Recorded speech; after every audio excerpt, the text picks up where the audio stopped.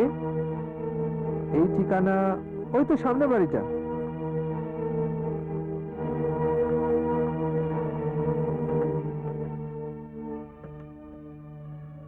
মনে হচ্ছে ভদ্রলোক এখনো ফেরেনি।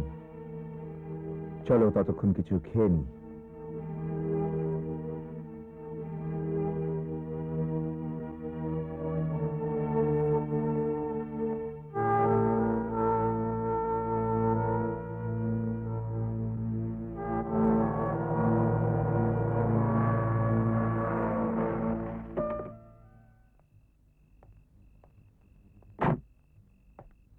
নমস্কার আকবর ভাই। নমস্কার। কি ভাই ভরত, তোমার পসার কেমন জমেছে বলো?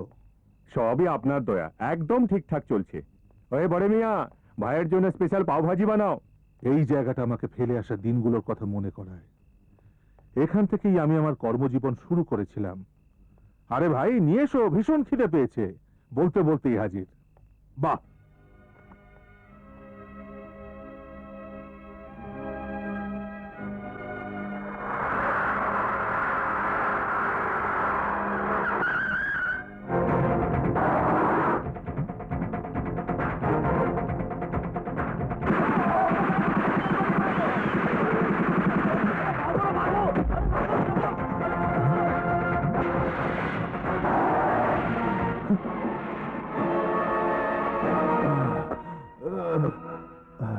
বাবু, বাবু,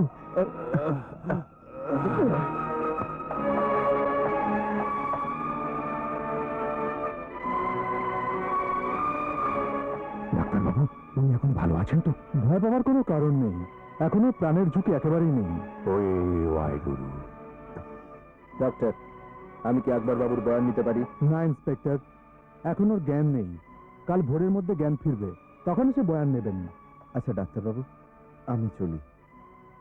আমার তো ভয় হচ্ছিল উনি আর বাঁচবেনই না, কিন্তু ভগবানের দয়া আপনি ওকে বাঁচিয়েছেন। আমি ওকে বাঁচাইনি, আকবর পীর দাদার প্রাণ তুমি বাঁচিয়েছ।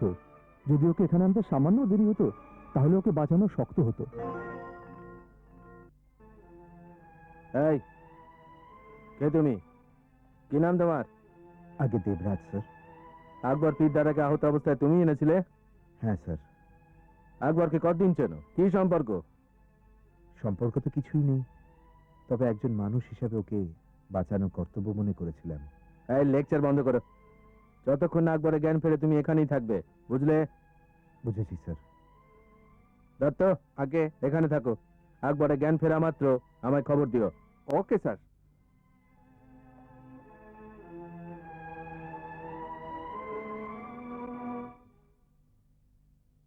কি, আকবর পীরদাদা প্রাণে বেঁচে গেছে? এ তো খারাপ খবর চিতা। হ্যাঁ যশবন্ত, আকবর পীরদাদা লোকের রান্নাকে ধরে ফেলেছে, আর ওর থেকে জেনে নিয়েছে যে আকবরকে আমরাই হামলা করেছিলাম। এবার খোঁজ পাকবে। তুমি ঠিকই বলেছো বর্দা। আকবর পীরদাদার সঙ্গে খোলাখুলি শত্রুতা করার সময় আসেনি। তুমি একটা কাজ করো চিতা, এক্ষুনি আন্না পাওলাকে গিয়ে বলো সে যেন কিছুদিনের জন্য দেশের বাইরে চলে যায়। আচ্ছা মিস্টার।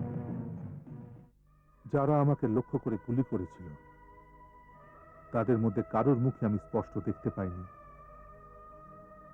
তাই তাদের শনাক্ত করা আমার পক্ষে সম্ভব নয়। আপনার কি মনে হয় এই মারাত্মক হামলার পেছনে কাদের হাত থাকতে পারে? মানে বলছি যে আপনার কোনো শত্রু, কাউকে সন্দেহ হয়? আকবর পীরদাদা কেবল সন্দেহের ভিত্তিতে কখনো কাউকে অভিযুক্ত করে না। ওই লোকটা যে আপনাকে আহত অবস্থায় এখানে এনেছে, আপনি তাকে চেনেন? না, তবে ও নিশ্চয়ই ঈশ্বরের পাঠানো দেবদূত, যে এই চরম বিপদে আমাকে বাঁচাতে এসেছিল। Thank you sir. ইন্সপেক্টর বাবু, বয়ান নিলেন, এবার আমরা যাই। তোমরা যেতে পারো। চলো। আরে ও ভাই, পীরদাদা তোমার সঙ্গে দেখা করতে চাইছেন। তোমরা এখানে দাঁড়াও, আমি দেখা করে আসছি। হ্যাঁ এসো ভাই এসো। নমস্কার। নমস্কার। ডাক্তারবাবু বলছিলেন তোমার জন্যই আমি মরতে মরতে বেঁচে গেছি। আমি সত্যি তোমার কাছে কৃতজ্ঞ। কি নাম তোমার? আগে দেবরাজ। মনে হচ্ছে মুম্বাইতে নতুন এসেছো। আগে হ্যাঁ, নাগপুরে থাকতাম, কাজের খোঁজে এসেছি। কিরকম কাজ খুঁজছো? এমন কোনো কাজ যার সাহায্যে প্রচুর টাকা পয়সা রোজগার করতে পারি। তবে তো তুমি একদম ঠিক জায়গাতেই এসেছো। ধরে নাও এখন তুমি সে রাস্তা পেয়ে গেছো যা তোমাকে তোমার নির্দিষ্ট লক্ষ্যে নিয়ে যাবে।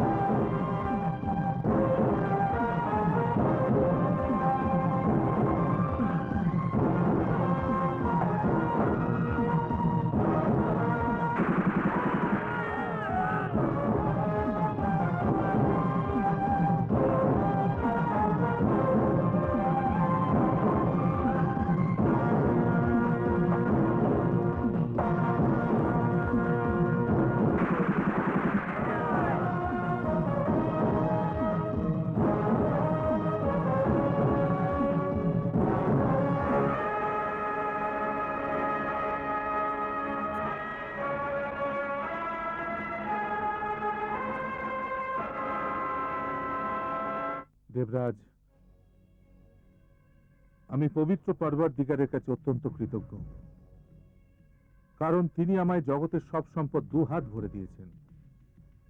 আমার জীবনে শুধু একটাই অভাব ছিল যে আমার পরে আমার এত বড় সাম্রাজ্যের ওয়ারিশ উত্তরাধিকারী ছিল না। আজ পরবর্তীকার সে অভাবটুকু পূরণ করে দিলেন। অপরাধ জগৎ বিশ্বাসের ভিত্তিতেই আধারিত।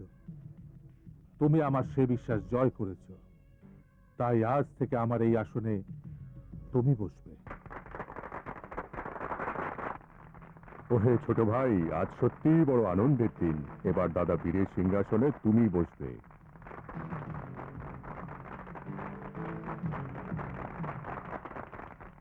আজ থেকে তোমায় লোকে দেবরাজ নয়, বরং আমার পুণ্যাত্মা গুরু দাদা ঠাকুর নামেই জানবে। দেখতে গেলে এটা অপরাধের সিংহাসন, তবে এই সিংহাসনে বসেই আমি চিরকাল সুবিচার করেছি। আর এই সিংহাসনের সঙ্গে আমি আমার নীতি, আমার আদর্শ সব তোমাকেই সঁপে দিলাম। ওই ওয়াইগুরু যেন তোমাকে দীর্ঘ জীবন দেন।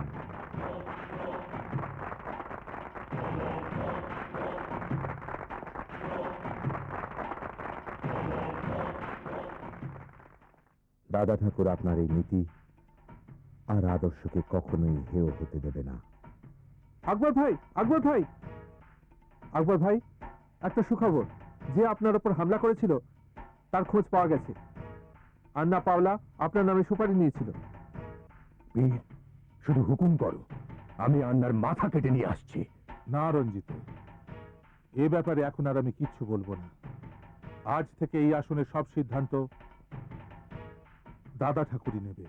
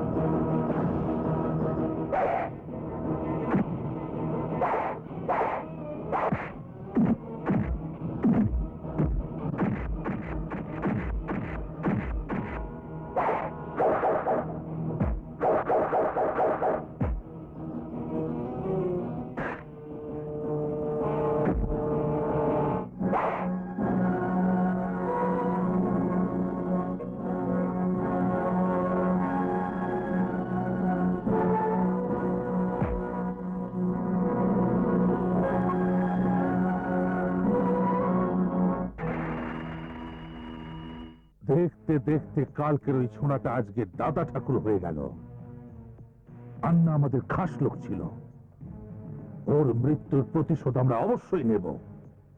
আন্না পাওলা মৃত্যু তো কেবল আরম্ভ বর্দা। আকবর পীর দাদা ওই দাদা ঠাকুরকে হাতিয়ার বানিয়ে আমাদের বিরুদ্ধে কাজে লাগাচ্ছে। তুমি যদি বলো তবে ওই দাদা ঠাকুরকে ওপরে পাঠিয়ে দিই। দাদা ঠাকুর আন্ডারওয়ার্ল্ডের একটা নতুন বোরের ঘুঁটি, আর নতুন ঘুঁটি শক্ত সুপুরের মতো কঠিন হয়। যদি দাঁতের নিচে রেখে জোরসে চাপ দাও তাহলে দাঁতটাই ভেঙে যায়। দাদা ঠাকুরের গেম তো আমরা খেলবো ঠিকই, তবে তার জন্য সঠিক সময়ের অপেক্ষায় থাকতে হবে। শত্রুকে ভুলে যাওয়া কিংবা মাফ করা আমাদের ধান্দার নীতি বিরুদ্ধ। খুব ভালো কাজ করেছো তুমি আন্না পাওলেকে শেষ করে দিয়ে। দাদা ঠাকুর, আমি তোমার বাপের মতো, আর এরা সবাই তোমার কাছের বন্ধু। এরা তবে আজ থেকে তুমি একেই তোমার সত্যিকারের বন্ধু ভেব, কারণ অপরাধের জগতে বিশ্বাসী বন্ধু যখন তখন প্রতারণা করতে পারে। তবে এটা তোমার এমন সঙ্গী হবে যে তোমার সঙ্গে কোনোদিনও প্রতারণা করবে না।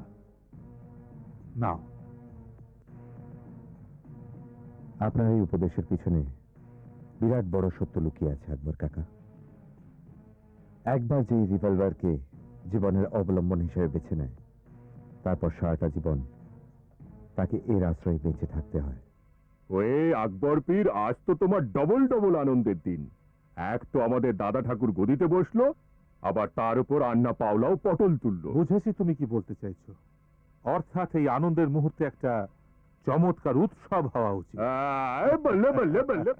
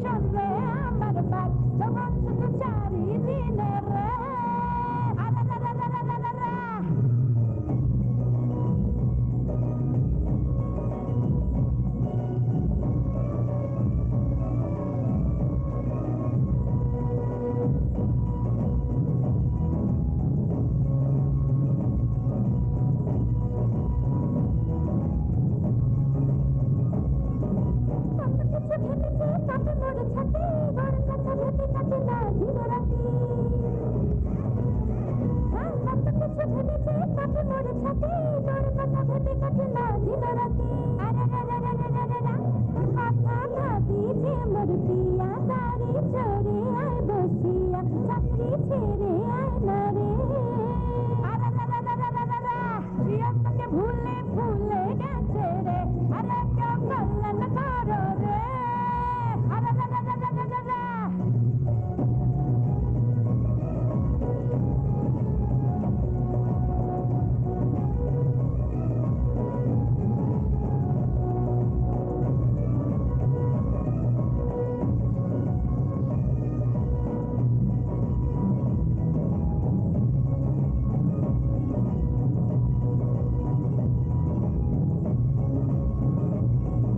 দুনিয়াতে তুই রস একা যে দিবানি গায়ে গলি ঘরে ঘরে একই যে কাহিনী দুনিয়াতে তুই রস একা যে দিবানি গায়ে গলি ঘরে ঘরে একই যে কাহিনী মনে পড়ে যে বসে কার গলিতে পরদেশি চোখ মারে আরে কেউ প্রেম বোঝে না রে বাকিয়া রোজ গলিতে আসি গলিতে সবার চিঠি আনে প্রিয় মনে কেন তার বাইরে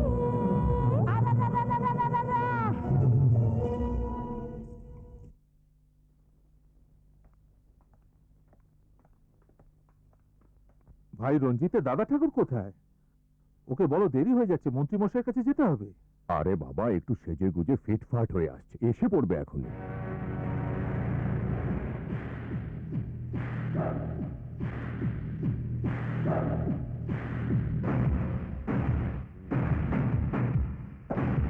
বাহ দাদা ঠাকুর বাহ, সত্যি দিব্যি মানিয়েছে। চলো।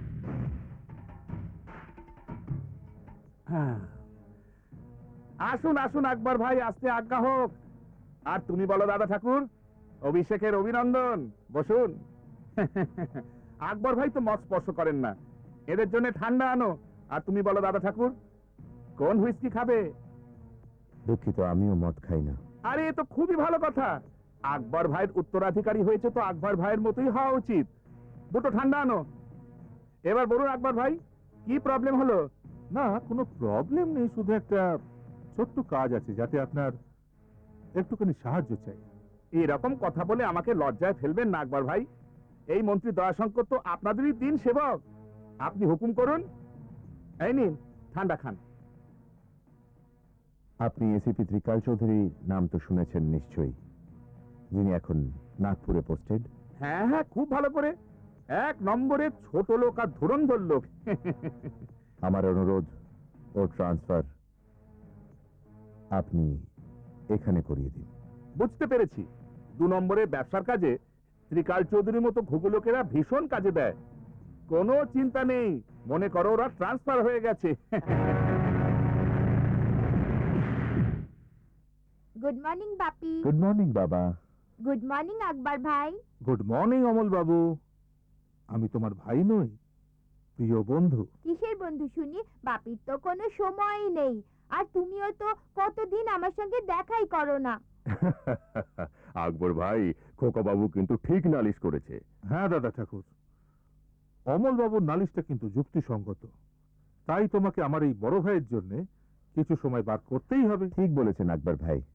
বাবা, আজ থেকে আমি আর আকবর ভাই দুজনেই তোমার জন্য সময় বার করব। প্রমিস বাপি? প্রমিস। হায়ার থেকে হায়ার এডুকেশনের জন্য আমি ওকে আমেরিকা পাঠিয়েছিলাম। তবে ভগবানের অশেষ করুণায় ও নিজের সংস্কার আর ভাষাকে ভোলেনি। এ তো ভালো কথা মাথুর সাহেব। হায়ার এডুকেশনের জন্য লন্ডন বা আমেরিকা যাওয়াতে কোনো দোষ নেই। অপরাধটা হলো ওদের রীতিনীতি আর ওদের কালচার বেছে নেওয়া। আপনি একদম ঠিক বলেছেন দাদা ঠাকুর। মাথুর সাহেব, এই কথাটাই নতুন প্রজন্মকে বোঝানোটা ভীষণ কঠিন। হ্যাঁ মাথুর সাহেব, এই আমার স্ত্রী কামনা নমস্কার। আর আমার বোন রেশমি। নমস্কার। নমস্কার। বসো মা, বসো। রেশমি মা, তুমি সাক্ষাৎ লক্ষ্মী।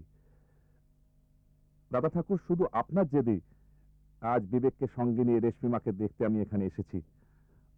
আমার দিক থেকে এ সম্বন্ধ পাকাই ধরে নিন। মাথুর সাহেব, আমি আপনাকে বিবেকের সঙ্গে এখানে এই জন্য ডাকিনি যাতে আপনার ছেলে আমার বোনকে দেখে পছন্দ করে, বরং এই জন্য ডেকেছিলাম যাতে আমার বোন আপনার ছেলেকে দেখে পছন্দ বা প্রত্যাখ্যান করে। থাক, আপনি যে আপনার দিক থেকে পারেন সেজন্য অসংখ্য ধন্যবাদ। তবে আমি হ্যাঁ বা না এর সিদ্ধান্ত আমার বোনের মতটা জানার পরই করতে পারবো। আপনি ঠিক বলেছেন দাদা ঠাকুর। সুখী জীবনের জন্য ছেলে মেয়েদের পরস্পরকে বোঝাটা খুবই জরুরি। বেশ, আপনার সিদ্ধান্তের অপেক্ষায় থাকব। আচ্ছা, আমরা চলি। নমস্কার। নমস্কার। নমস্কার। রেশমি, মাথুর সাহেব এই শহরের কোনাগুন্তি ধনীদের একজন।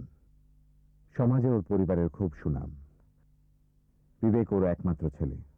আমি জানতে চাই যে তোমার বিবেককে পছন্দ কিনা।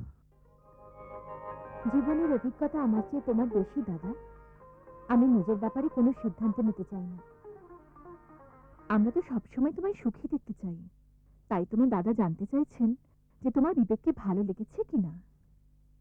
যেখানে আমার পছন্দের প্রশ্ন বৌদি, দাদার পছন্দই আমার পছন্দ।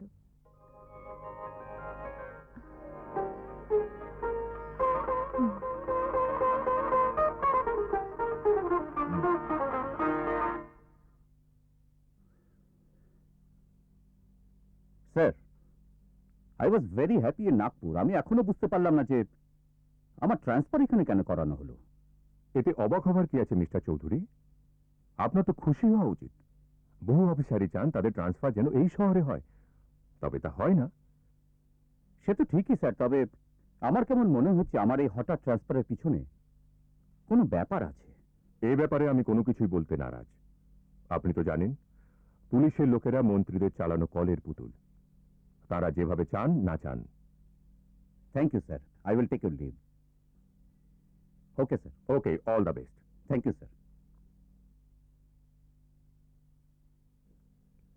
নিন ভাই, চা খান। আহা বৌদি, এসবের কি দরকার ছিল? আমি কি বাইরের লোক? আপনি তো জানেন আমি ত্রিকাল সাহেবের আন্ডারে কাজ করেছি। হ্যাঁ, আমি জানি। আমি এটা জেনে খুব খুশি হয়েছি যে ত্রিকাল সাহেবও ট্রান্সফার হয়ে মুম্বাই এসেছেন। হ্যাঁ। সত্যি এ শহরে ত্রিকাল সাহেবের মতো একজন সৎ অফিসারের খুব দরকার ছিল। বৌদি, আপনি জানেন না আপনার স্বামী কত বড় মানুষ। আমার মনে ওর প্রতি কত সম্মান। বসুন না, আপনারা চা খান, আমি আসছি। আজ্ঞা। আচ্ছা আচ্ছা। এই কামলে, তোমার ঘটে কি শুধুই গোবর? যদি ত্রিকাল চৌধুরী সত্যি অত সৎ লোক, তবে আমায় নিয়ে এলে কেন? ওরে হাঁদা, তুমি বুঝবে না। আমি যা বলি তাতে কখনো গুরুত্ব দেবে না, কারণ আমার মনে এক, মগজে এক, আর মুখে আর এক কথা থাকে। আমি তো শুধু ত্রিকাল সাহেবের বউকে একটু মিঠে কথা বলছিলাম। আসলে ত্রিকাল সাহেব 1 নম্বরের বাস্তু ঘুঘু। গুড মর্নিং কামলে। স্যার, কেমন আছো? খুব ভালো। স্যার, যশবন্ত আন্না আর বিকাশ আন্নার নাম তো শুনেছেন আপনি। হুম। এ তাদের ছোট ভাই। নমস্কার নমস্কার। স্যার, আপনার ট্রান্সফারে মুম্বাই আসার আনন্দে যশবন্ত আন্নার বিকাশ আন্না দেখা করতে চান। Yes, why not. Thank you sir. Thank you.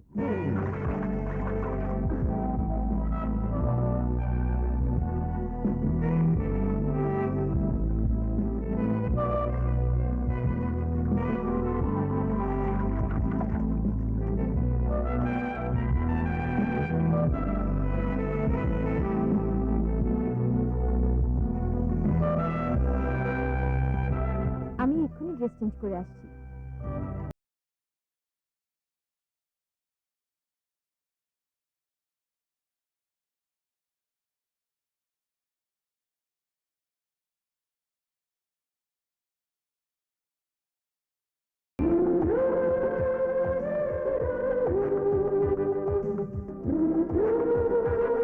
High রেশমি। কে তুমি? আমি তোমাকে চিনি না। কি? তুমি আমাকে চেনো না? হেই, ডোন্ট সে লাইক দ্যাট। মনে হচ্ছে তুমি এখনো রেগে আছো। লুক মিস্টার, তোমাকে তো বললাম আমি তোমাকে চিনি না, তবে কেন আমায় বিরক্ত করছো? রেশমি প্লিজ, আমার কথা তো শোনো। কি হয়েছে তোমার? মনে হচ্ছে তুমি ইচ্ছে করে আমার চিন্তা অস্বীকার করছো। সোজা কথায় কোনো কাজ হবে না দেখছি। চল। বিবেক, প্লিজ এসব থামাও। আর তুমি যেই হও, ভগবানের দোহাই আমাকে বিরক্ত করো না। তাছাড়া ও আমার ভাগদত্ত, আর ওর সঙ্গে আমার বিয়ে হবার কথা। চলো বিবেক।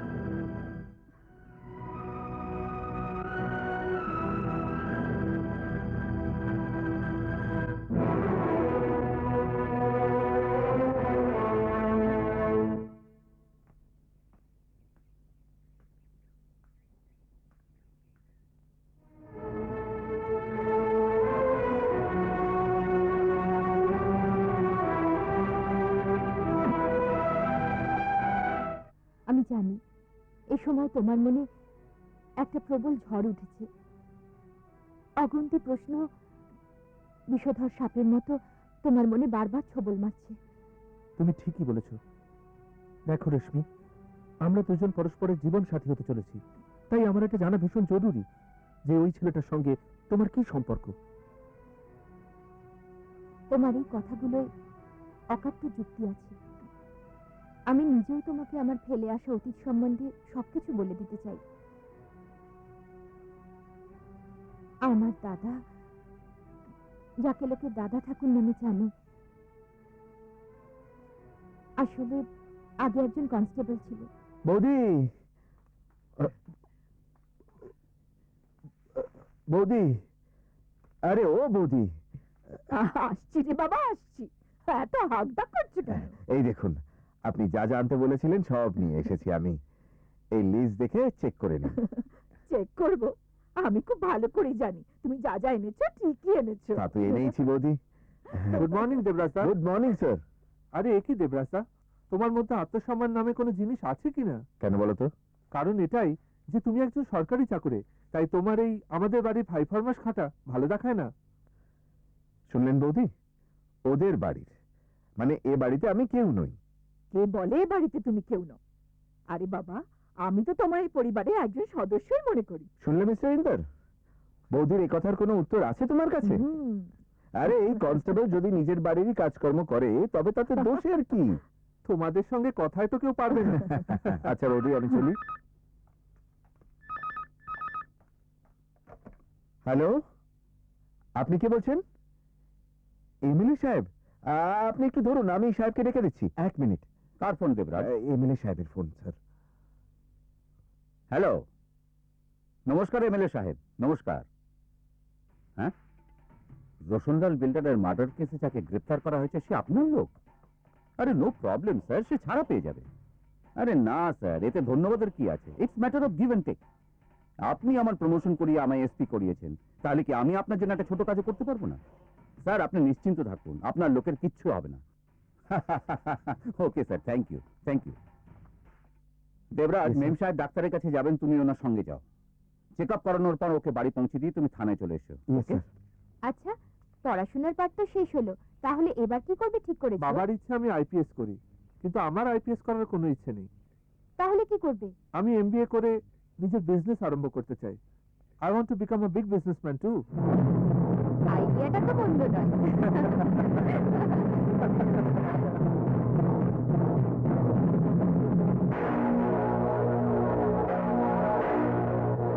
চলো। হাই মম। হাই বেটা। ইন্দর, যাই বাবা। শুনে যাও। ওই মেয়েটা কে ছিল তোমার সঙ্গে? কোন মেয়েটা?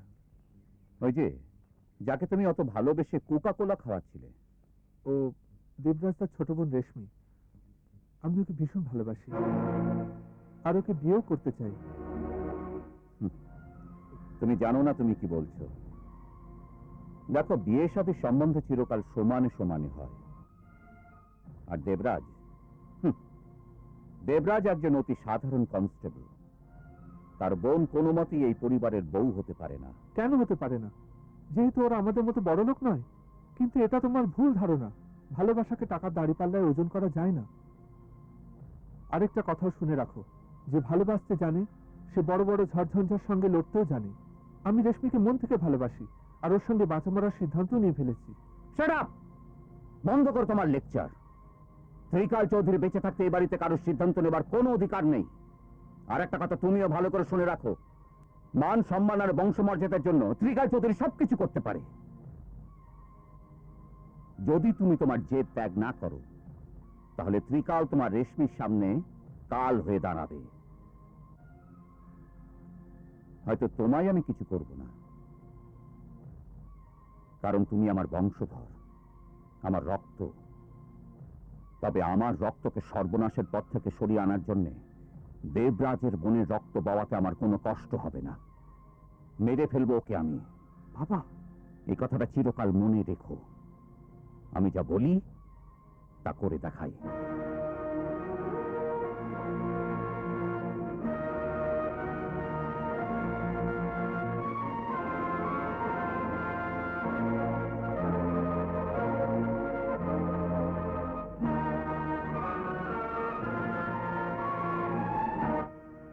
কি ভাবছিস বাবা? দেখ, তোর বাবা প্রচন্ড জেদি স্বভাবের মানুষ। যদি তুই রেশমিকে বাঁচাতে চাস, তাহলে ওকে ভুলে যা, ভুলে যা। মা, তুমিও? বাবা, আমি তোর ভালোবাসার পথে বাধা নই, কিন্তু আমি জানি তোর বাবা যা বলেন তা করে দেখান। ওর সিদ্ধান্ত পর্বতের মতো মজবুত আর সময়ের মতো অটল হয় বাবা, আর তা কখনো ভাঙেও না, বদলায়ও না। ইন্দর, যদি তুই রেশমিকে বাঁচাতে চাস, তাহলে তোকে তোর প্রেমের আহুতি দিতেই হবে।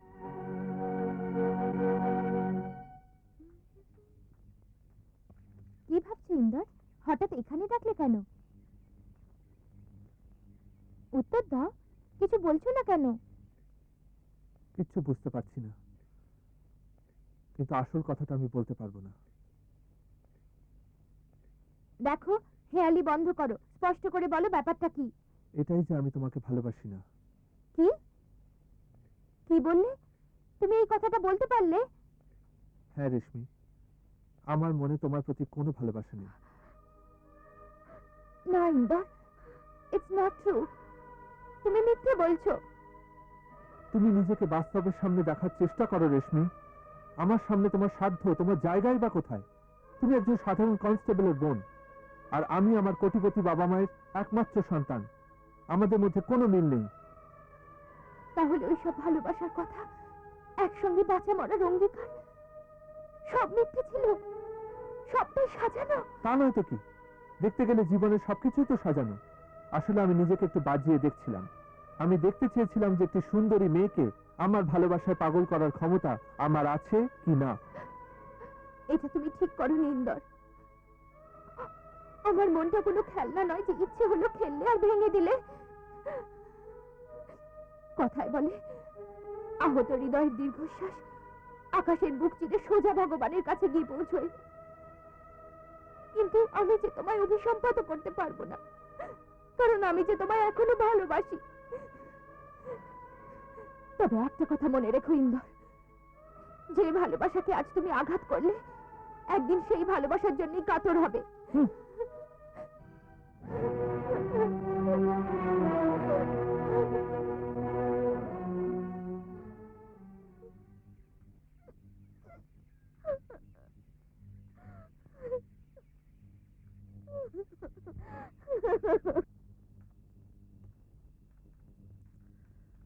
এই নাও। একটা থালা কেন? তুমি তো জানো আমি রেশমির সঙ্গে খেতে বসি। রেশমি কোথায়? আজও শরীরটা ভালো নেই, ও নিজের ঘরে ঘুমোচ্ছে। শরীর ভালো নেই? তুমি আগে বলনি কেন? চলো ওকে ডাক্তারের কাছে নিয়ে যাই। তুমি তো অল্পতেই ব্যস্ত হয়ে উঠছো। ডাক্তারের কাছে নিয়ে যাওয়ার কিছুই হয়নি। সামান্য জ্বর হয়েছিল, আমি ওকে ট্যাবলেট দিয়েছি, ব্যাস 2-1 ঘন্টার মধ্যেই চাঙ্গা হয়ে উঠবে।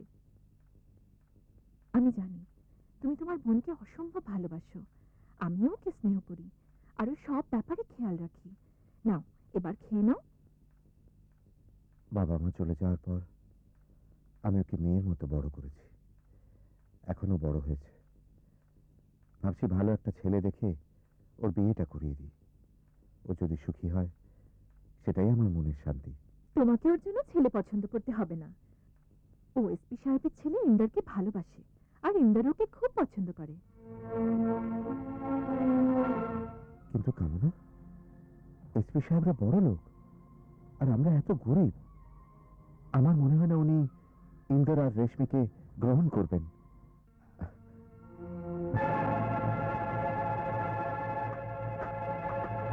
রেশমি রেশমি রেশমি রেশমি রেশমি আমার বোন রেশমি দরজা খোল রেশমি না দরজা খোল তুই কি পাগল হলি আমাকে বাধা দিও না দাদা, মরতে দাও। বলছো রেশমি, কি হয়েছে আমায় তো বলো। আর বলার মতো কি বা বাকি আছে বৌদি? সব একেবারে শেষ হয়ে গেছে। ইন্দর আমাকে ভালোবাসে না, কিন্তু বৌদি তুমি তো অন্তত জানো আমি ওকে মন প্রাণ দিয়ে ভালোবাসি। আর ওকে ছেড়ে আমি বাঁচতে পারবো না, বাঁচতে পারবো না আমি ওকে ছেড়ে। রেশমি, তোর ভাই এখনো মরেনি রে। আমি থাকতে আর কখনো মরার কথা মুখেও আনবি না। তোর সুখের জন্য তোর বাবা সব করতে পারে, তুই ভাবিস না। আমি ইন্দরের সঙ্গে কথা বলবো। দেখো ইন্দর, যতদূর আমি তোমাকে চিনি তুমি খুব ভালো ছিলে। তাহলে তুমি এমন করলে কেন? জানো আজ তোমার জন্য রেশমি আত্মহত্যা করার চেষ্টা করেছিল। কি আত্মহত্যা? হ্যাঁ, ও তোমায় অন্তর থেকে ভালোবাসে। তুমি ছেড়ে হয়তো বাঁচতেও পারবে না। আরেকটা কথা বলে রাখি, আমার বোনের সুখ আমার জীবনের চেয়ে বেশি মূল্যবান। ওর জীবনে যে বিষ ঢেলে দেবে তাকে আমি ছাড়বো না। তুমি আমাকে ভুল বুঝো না দেবরাস্তা। আমি রেশমিকে মিথ্যে বলেছিলাম যে আমি ওকে ভালোবাসি না। বাবা আমাকে শাসিয়েছিলেন যে তিনি রেশমিকে খুন করে ফেলবেন। তাই আমি এ কাজ করেছি, যাতে রেশমির মনে আমার প্রতি ঘৃণা জন্মায় আর ও আমায় সহজেই ভুলে যায়। সত্যি তো এটাই দেবরাস্তা, যে রেশমিকে ছাড়া আমিও বাঁচতে পারবো না। তাহলে তোমার দেবরাজদার প্রতি বিশ্বাস রাখো, আমি তোমার বাবাকে বোঝাবো। মনে হচ্ছে তুমি নিজের জায়গাটা ভুলে গেছো দেবরাজ সিং। তুমি তুমি একটা সাধারণ কনস্টেবল, একটা পথের ভিখিরি, যার সোসাইটিতে কোনো সম্মান নেই, পরিচিতি নেই। তুমি ভাবলে কি করে তোমার বোন এই বাড়ির বউ হতে পারে? আপনি কি বলছেন সাহেব? আমার তো বিশ্বাসই হচ্ছে না যে আপনি আপনি এ কথা ভাবতে পারেন। আমি তো বরাবর আপনাকে বড় দাদার চোখে দেখেছি, আর নিজেকে এই পরিবারের চেয়ে কখনো আলাদা মনে করিনি। আপনি শুধু বলুন, আপনি যা বলেছেন সব মিথ্যে। আমি যা যা বলেছি সব সত্যি, কিন্তু তুমি ভুলে যাচ্ছ যে এই বাড়িতে তোমার স্থান একটা চাকরের চেয়ে বেশি নয়। ছেঁড়া কাঁথায় শুয়ে লাখ টাকার স্বপ্ন দেখা কখনো উচিত নয়। আর আমার দৃষ্টিতে দারিদ্র একটা অভিশাপ, আর সেই অভিশাপকে আমার ছেলের জীবনের সঙ্গে আমি কিছুতেই জুড়তে দেবো না। কখনো কাউকে ব্যঙ্গ করে কথা বলা উচিত নয়। ভাগ্য কখন কাকে কোথায় পৌঁছে দেয় কেউ জানে না। উপরওয়ালার যদি ইচ্ছা হয় তাহলে রাজাকে ভিখিরি আর ভিখিরিকে রাজা বানাতে পারে। তাহলে একটা কাজ করো, তুমি তোমার বাড়ি গিয়ে রাজা হবার জন্য অপেক্ষা করো। আর যেদিন তোমার ভগবান দয়া করে তোমাকে রাজা করে দেবেন, তখন বোনের সম্বন্ধ নিয়ে আমার কাছে এসো। Until then now get out. আপনি আমার কথাগুলো ভুল মানে ধরেছেন স্যার। আমি বড়লোক হতে চাই না, আমি শুধু আমার বোনকে সুখী দেখতে চাই। স্পষ্ট করে বলছো না কেন যে তুমি তোমার বোনকে কাজে লাগিয়ে নিজের ভাগ্য ফেরাতে চাও? যদি তোমার বড়লোক হবার অতই শখ থাকে, তাহলে তোমার বোনকে কোণে সাজিয়ে কোনো মন্ত্রী বা নেতার সামনে হাজির করো।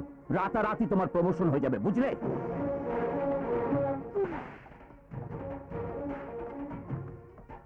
আমার বোনের নামে তোমার নোংরা মুখে এরকম জঘন্য কথা এলো কি করে? আমি তোমাকে আজ শেষ করে ফেলবো।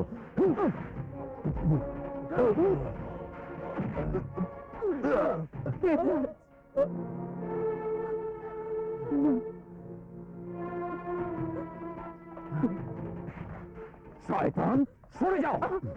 তুই এসপি ত্রিকাল চৌধুরীর গায়ে হাত তুলেছিস, তোকে আমি ছাড়বো না দেবরাজ সিং। নিয়ে যাবে পাগলটাকে, এই মুহূর্তে এখনই ওকে আমি ছাঁটাই করলাম। নিয়ে যাও ওকে, get out of here.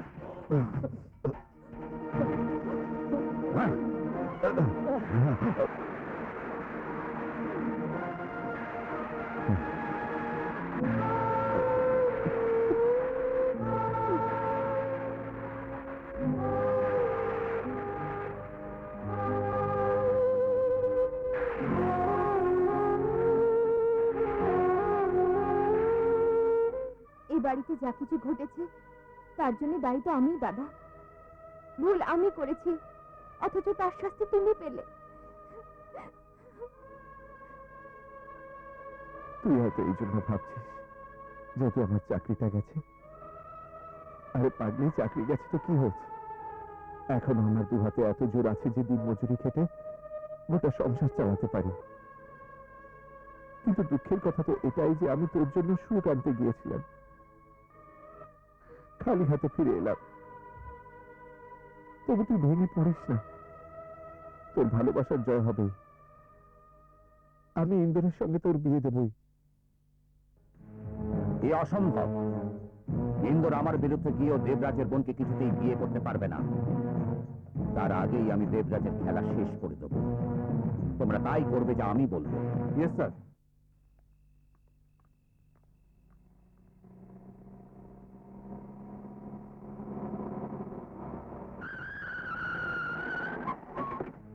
Debraj Singh, তোমায় গ্রেপ্তার করা হলো। গ্রেপ্তার করো ওকে। আমি কি করেছি? এই ব্যাগটা তোমার, এতে ব্রাউন সুগার আছে। আমি তোমায় ড্রাগস স্মাগলিং এর অপরাধে গ্রেপ্তার করছি। এটা ডাহা মিথ্যে। ছেড়ে দাও আমার দাদাকে, ছেড়ে দাও। এই, যেতে পারো না। আমার বোনের গায়ে কেউ হাত দেবে না। আমি জানি এসব কাজ চালাকি। তুই ভাবিস না। বাড়ি যা। শ্রীকার চৌধুরী আমাদের কোনো ক্ষতি করতে পারবে না। যা, চলো নিয়ে চলো ওকে। খুব অহংকার তোর এই দু হাতের জোর নিয়ে, না? খুব বীর বলে মনে করিস নিজেকে। তোর সব তেজ আমি নোংরা নর্দমা দিয়ে বইয়ে দেবো, বুঝেছিস? এই দেখ, দেখ এখন আমার গালে তোর মারের দাগ। খুব বড় গুন্ডা বলে ভাবিস বুঝি? ড্রাগ স্মাগলিং ছাড়াও তোর উপর আরো অনেক চার্জ দিয়ে সারাটা জীবন তোকে জেলের মধ্যে পচিয়ে মারবো বেটা। আজ অব্দি কারোর হাত আমার দিকে আঙুল তোলার জন্য ওঠেনি। তুই একমাত্র লোক বেটা শয়তান যে আমার গায়ে হাত তুলেছে। হ্যাঁ হ্যাঁ,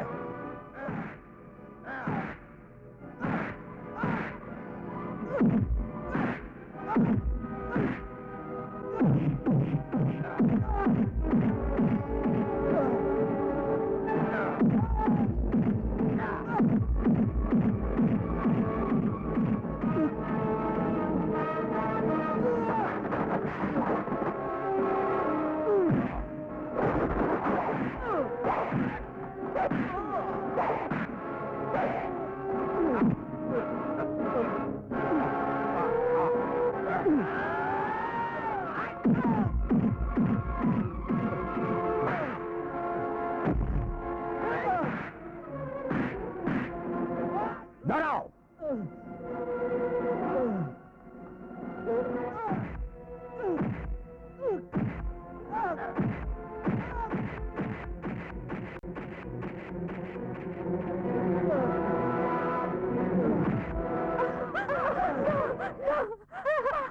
পায়ে পড়ছি, ছেড়ে দিন চৌধুরী সাহেব। আমি আপনাকে হাত জোর করছি, দুটি পায়ে পড়ছি।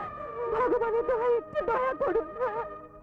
চৌধুরী সাহেব, আমাদের কোনো অবলম্বন নেই। এসব যা কিছু ঘটেছে সবই আমার জন্যে। এর জন্য আমি আপনার কাছে ক্ষমা চাইছি। দোহাই আমার দাদাকে ছেড়ে দিন।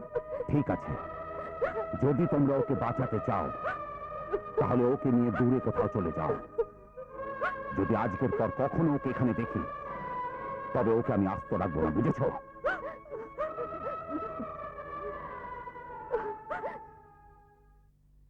বৌদি ঠিক বলেছে দাদা। তুমি ছাড়া এই জগতে আমাদের কে আছে? আমি আর বৌদি মিলে ঠিক করেছি যে আমরা এই শহর বরাবরের মতো ছেড়ে চলে যাব। তাহলে তোমরা চাও যে ত্রিকাল চৌধুরীর ভয়ে আমরা বাড়ি ঘর শহর ছেড়ে চলে যাই? এ কিছুতেই হবে না, কখনো না। প্লিজ দাদা, আমার কথাটা তুমি রাখো। আমার দিব্যি রইল।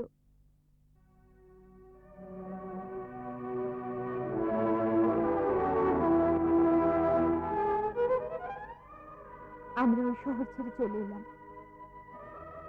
এ কথা সত্যি যে আমি ইন্দরকে ভালোবাসতাম, কিন্তু নিজের ভালোবাসাকে পাওয়ার জন্য নিজের বাবার বিরুদ্ধে রুখে দাঁড়ানোর সাহস ছিল না ওর। আমার মন থেকে ওর ছবি চিরকালের মতো মুছে গেছে। এখন আমার মনে ওর জন্য আর কোনো জায়গা নেই, কোনো সম্পর্ক নেই আমাদের। এইসব কিছু জানিয়ে তুমি আমার মনে বিরাট জায়গা করে নিয়েছো। তবে যা হয়েছে ভালোই হয়েছে। সময়ের আগে ওর আসল চেহারাটা দেখতে পেয়েছো, কারণ ও তোমার ভালোবাসার যোগ্য ছিল না। Come on, let's go. দুটো চেক সাইন করতে হবে, 2 লাখের অনাথ আশ্রমের জন্য আর 5 লাখের মন্দিরের নামে। Thank you. Thank you, sir. আকাল, এই নিন। ধন্যবাদ স্যার। নমস্কার। রঞ্জিত, দাদা তুমি ঠাকুর। বরং একবার আসুন। আসুন মাথুর সাহেব, আসুন। নমস্কার দাদা ঠাকুর, বসুন। কি ব্যাপার, চিন্তিত দেখাচ্ছে? একটা বিরাট বড় ঝামেলায় পড়ে গেছি দাদা ঠাকুর আমি। দাদা ঠাকুর থাকতে আপনি ঝামেলায় পড়বেন? এ তো ভালো কথা নয়। আজ থেকে প্রায় 1 বছর আগে আমি আমার ভান্ডুপের গুদাম সঞ্জয় পরমার নামে একজনকে ভাড়ায় দিয়েছিলাম। পরে জানলাম যে সে যশবন্ত আন্নার লোক। সে নিজের নামে গুদামের জাল দলিল তৈরি করেছে। এখন সে নিজেকে ওই গুদামের মালিক বলে। আজকাল যশবন্ত আন্নার ছোট ভাই চিতাও ওই গুদামে বেশ জাকিয়ে বসেছে। আমি কোর্ট কাছারির ঝুট ঝামেলায় পড়তে চাই না। আপনি চিন্তা করবেন না, 24 ঘন্টার মধ্যে আপনার গুদাম খালি হয়ে যাবে। অনেক ধন্যবাদ দাদা ঠাকুর, অনেক ধন্যবাদ আপনাকে।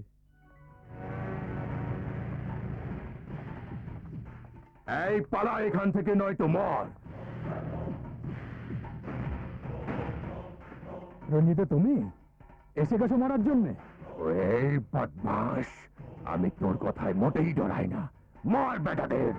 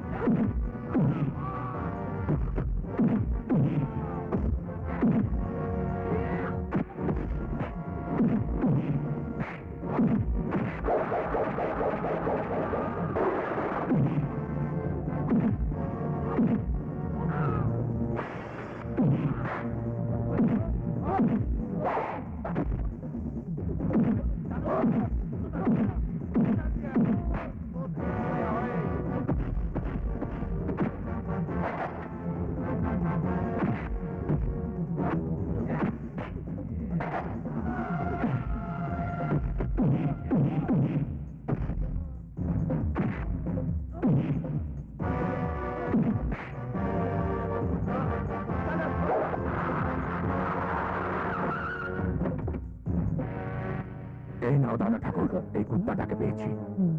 ভগবান জানে তোর মা বাপ তোর নাম চিতা কেন রেখেছিল। তুই তো একটা ভয় সেটানো তার কুত্তা দেখছি। রঞ্জিতে, এই বকলেসটা ওর গলায় বেঁধে দাও। চল, চল।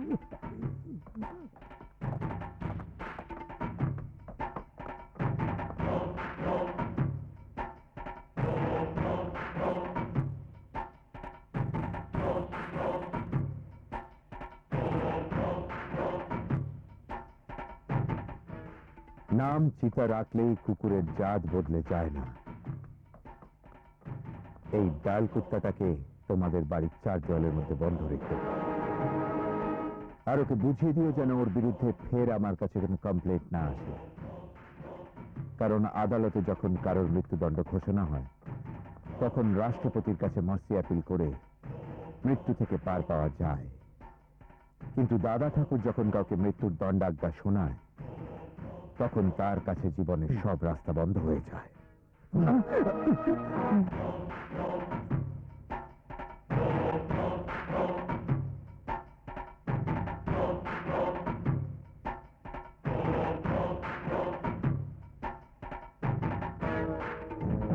খুব লজ্জার কথা এটা। দাদা ঠাকুর আমায় কুকুর বানিয়ে এখানে রেখে গেল, আর তোমরা দুজন নপুংসকের মতো দাঁড়িয়ে মজা দেখে গেলে। গুলিতে ঝাঁঝরা করে দিলি না কেন? তুই এখনো এত বড় হোসনি যে এই ধান্দার মার প্যাচ বুঝতে পারবি। দাদা ঠাকুরকে আমরা এর জবাব দেব, তবে তার জন্য রাইট টাইমের অপেক্ষায় থাকতে হবে। কি ছাই অপেক্ষা করতে হবে যশবন্ত?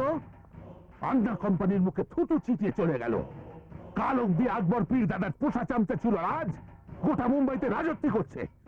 ওর ব্যাপারে সিরিয়াসলি কিছু ভাবতেই হবে যশবন্ত। ভাববে আর কি বর্দা, ও আন্না কোম্পানির কাজে পা দিয়েছে, এবার যে কোনো সময় ওর লাইফে সুইচ অফ হতে পারে। চলো, এসিপি ত্রিকাল তার বাংলোয় আমাদের জন্য অপেক্ষা করছে। আজ খুবই শুভ দিন স্যার। অপরাধ আর আইনের মধ্যে বন্ধুত্ব শুরু হচ্ছে। এই শুভ উপলক্ষে আন্ডার পক্ষ থেকে একটা ছোট্ট উপহার গ্রহণ করুন।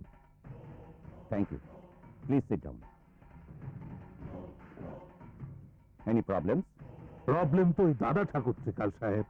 2 বছর আগে এই মুম্বাইতে আন্না কোম্পানির রাজত্ব চলতো, আর আজ আমাদের দলকে ওভারটেক করে দাদা ঠাকুর পয়লা নম্বরে এসেছে। আর এখন ও এমন ধরাকে সরাগেন করছে যে ও আমাদের ভাইকে মেরেছে। শুধু মারেইনি ত্রিকাল সাহেব, বেচারার গলায় কুকুরের বকনেস বেঁধে আমাদের বাড়িতে রেখে গেছে। আর ভয় পাওয়ার কোনো কারণ নেই আন্না, কারণ আজ থেকে ত্রিকাল চৌধুরী তোমাদের পাশে। যেদিন দাদা ঠাকুর আইনের প্যাঁচে ধরা পড়বে, সেদিন তার গলা তো আইনের বকলেস বেঁধে তাকে কুকুরের মতো গোটা শহরে ঘোরাবো। সত শ্রী আকাল সাহেব, দাদা ঠাকুর আপনার নামে ইনভিটেশন কার্ড পাঠিয়েছেন। আজ সন্ধ্যায় ওর বোনের এনগেজমেন্ট। আপনারা এলে উনি খুব খুশি হবেন। ওকে, আচ্ছা, সত শ্রী আকাল। নমস্কার। দাদা ঠাকুর এই ইনভিটেশন পাঠাতে একটু বেশি দেরি করে ফেলেছে। সে জানে না আমি তার শত্রুদের সঙ্গে হাত মিলিয়েছি। আচ্ছা সাহেব, আমরা উঠি। Thank you, bye bye bye. এই ঠাকুরের সঙ্গে খোলাখুলি মোকাবিলা করার সময় এবার এসে গেছে। আমার মতে এক এক করে ওর খাস লোকগুলোকে শেষ করে ফেলা উচিত। শত্রুর কাছে যদি ক্ষমতার সঙ্গে সঙ্গে বুদ্ধিও থাকে, তাহলে আঘাতটা তার হাতে নয়, গর্দানি করা উচিত। পুলিশ আর আইনের দিক থেকে আর আমাদের কোনো বিপদ নেই। চিতা, তুই একটা কাজ কর, এবার দাদা ঠাকুরের উপর ফিল্ডিং লাগা। যেই সুযোগ পাবি অমনি পটকে দিবি। আচ্ছা মেজদা।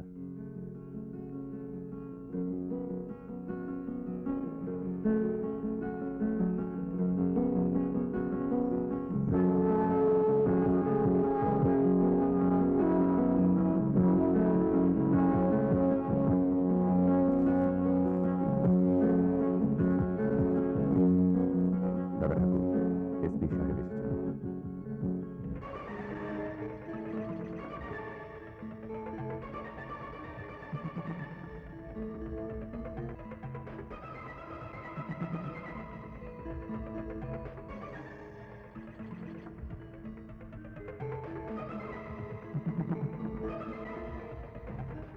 Welcome, welcome mister Trikal Chowdhury. মনে হচ্ছে তোমার পায়ের তলা থেকে জমি সরে গেছে। তোমার চোখ আদৌ ভুল দেখছে না ত্রিকাল চৌধুরী।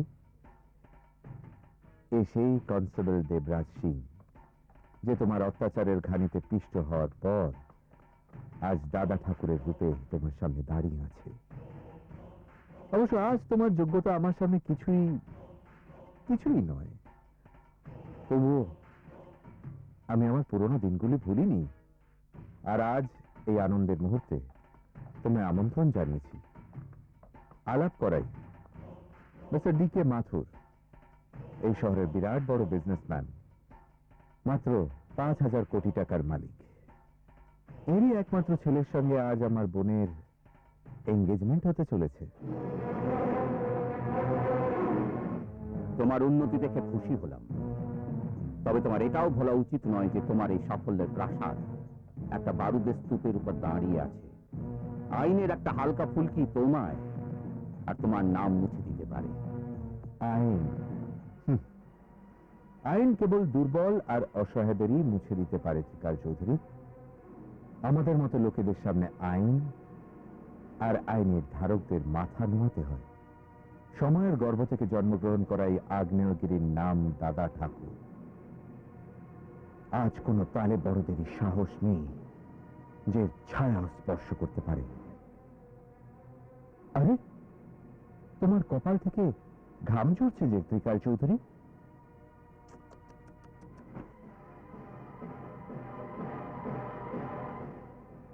ওয়েটার, সাহেবকে বিয়ার দাও। তুলে নাও ত্রিকাল চৌধুরী, এ সময় তোমার ঠান্ডা বিয়ার খাওয়ার ভীষণ দরকার। কেমন? আর একটা ফাইল দেখে নেবো আমরা।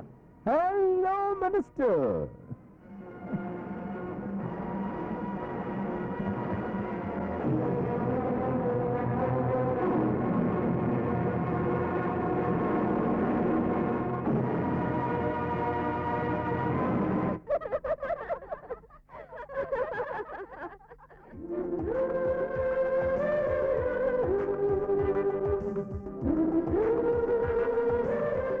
ইফ ইউ ডোন্ট মাইন্ড, আমি রেশমির সঙ্গে আলাদা কয়েকটা কথা বলতে চাই।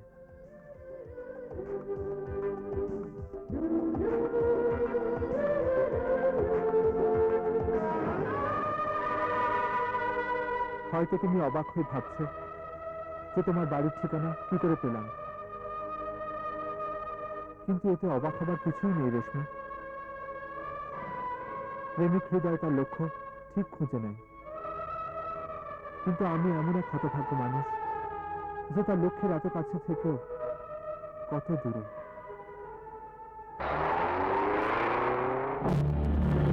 ত্রিকাল চৌধুরীকে আমার সামনে একজন অসহায় আর দুর্বল মানুষের মতো দাঁড়িয়ে থাকতে দেখে আজ এত খুশি হয়েছি যে আমি বোঝাতে পারবো না আকবর ভাই। তোমার খুশি হওয়াটা যুক্তিসঙ্গত। ত্রিকাল চৌধুরীকে এখানে ট্রান্সফার করানোয় তোমার কি উদ্দেশ্য তা আমি ভালো করেই জেনে গেছি। উদ্দেশ্যটা পরিষ্কার আকবর ভাই, ত্রিকাল চৌধুরীর থেকে ওর সব অত্যাচারের হিসাব নিতে চাই আমি।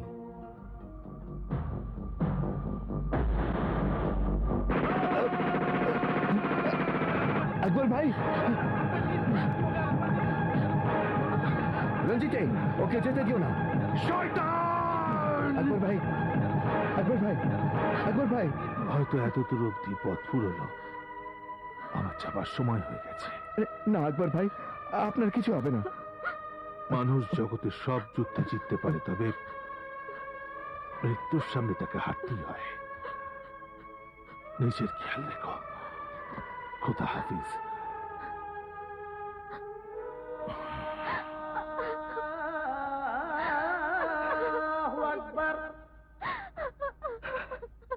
আল্লাহু আকবার, আল্লাহু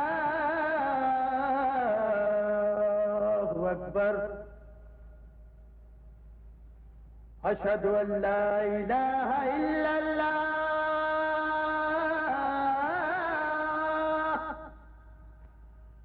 আশহাদু আন লা ইলাহা ইল্লাল্লাহ।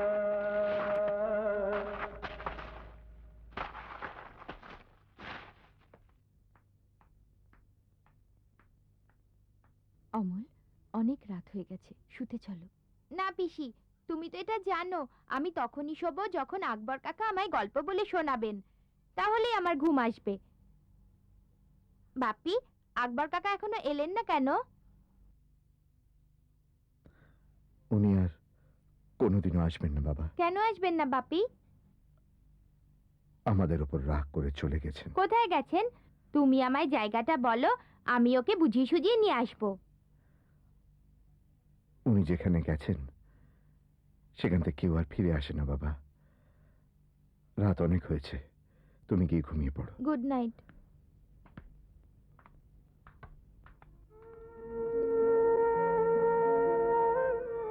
তোমার নীরবতার পেছনে যে প্রশ্ন লুকিয়েছে তা আমি জানি কামনা। এটাই ভাবছো তো যে গুলিগুলো আকবর পীর দাদাকে ঝাঁঝরা করে দিয়েছিল তা আমায় তাক করে ছোড়া হয়। এই জীবনটা এক যুদ্ধের ময়দান। এখানে মাথা উঁচু করে বাঁচার জন্য মানুষকে প্রত্যেক পদক্ষেপে লড়তে হয়, কখনো সময়ের সঙ্গে, কখনো অবস্থার সঙ্গে, আর কখনো মৃত্যুর সঙ্গে। আমি অমলের ব্যাপারে ভাবছি। আমার চোখে ওর ভবিষ্যৎ একটা বিরাট বড় জিজ্ঞাসা। অপরাধের ছায়া থেকে যখন ও বড় হবে তখন হয়তো ও তোমার পথ অনুসরণ করবে। তুমি কি বলতে চাইছো? এটাই যে আকবর পীরদাদার উত্তরাধিকারী দাদা ঠাকুর হলো, আর দাদা ঠাকুরের গদির ওয়ারিশ অমল হবে। কিন্তু আমি আমার ছেলের কপালে অপরাধীর টিকা দেখতে চাই না। আমি এটাও দেখতে চাই না যে আজ যেভাবে আমাদের জীবন মৃত্যুর ছায়ায় কাটছে, সেইভাবে আমার ছেলে জীবনটাও কাটুক। এটা তুমি কেন ধরে নিলে আমার ছেলে বড় হয়ে আমার আসনেই বসবে? তেমন কিছুই হবে না কামনা। আমাদের ছেলে বড় হয়ে দাদা ঠাকুর নয়, দেবরাজ হবে, এক সজ্জন নাগরিক। কিন্তু সেটা কি করে সম্ভব? এরকম হতে পারে না। তুমি তোমার ছেলের উজ্জ্বল ভবিষ্যতের জন্য তোমার পথটা বদলাও। সেটা সম্ভব নয় কামনা। এটা সেই পথ যার ডান দিকে বাদিকে পিছনে মৃত্যুর গভীর খাদ। একবার যে এই রাস্তা ধরে এগোয় সে পেছন ফিরে তাকাতেও পারে না, আর রাস্তাও বদলাতে পারে না। জীবনের অন্তিম শ্বাস পর্যন্ত তাকে কেবল এগিয়ে যেতে হয়।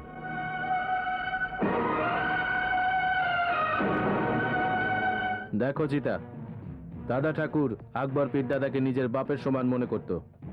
ও যদি তোমায় দেখে ফেলে থাকে তাহলে তোমার বাঁচা খুব কঠিন। আমার কথা শোনো, 2-4 মাসের জন্য আন্ডারগ্রাউন্ডে থাকো। মুম্বাইতে লুকিয়ে থাকাটাও কিন্তু রিস্কি চিতা। সেই জন্যই আমি তোকে মরিশাসে পাঠাবো বলে ঠিক করেছি। এর জন্য তুই এটা ভাবিস না যে আমরা দাদা ঠাকুরকে ভয় পেয়েছি। অপরাধের জগতে সময়ের ভরসাতেই চলতে হয়। এই নে টিকিট, সন্ধ্যের ফ্লাইটে রওনা হয়ে যাস। আচ্ছা মেজদা।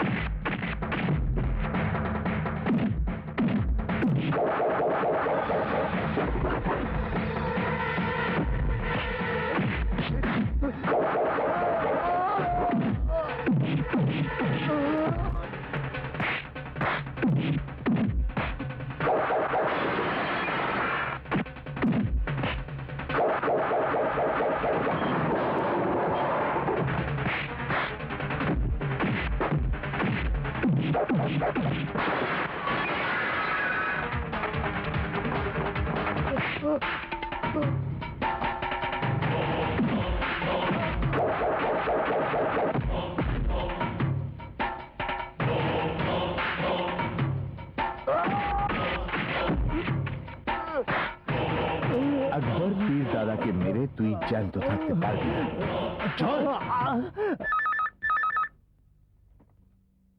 Hello, Yashwant here.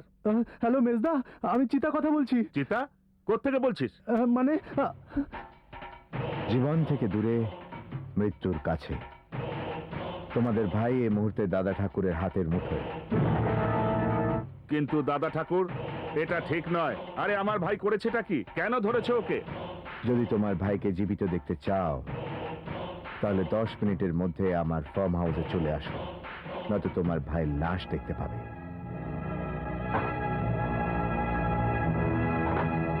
কি ব্যাপার যশবন্ত? দাদা ঠাকুর চিতাকে কিডন্যাপ করেছে। ঠিকই, চলো।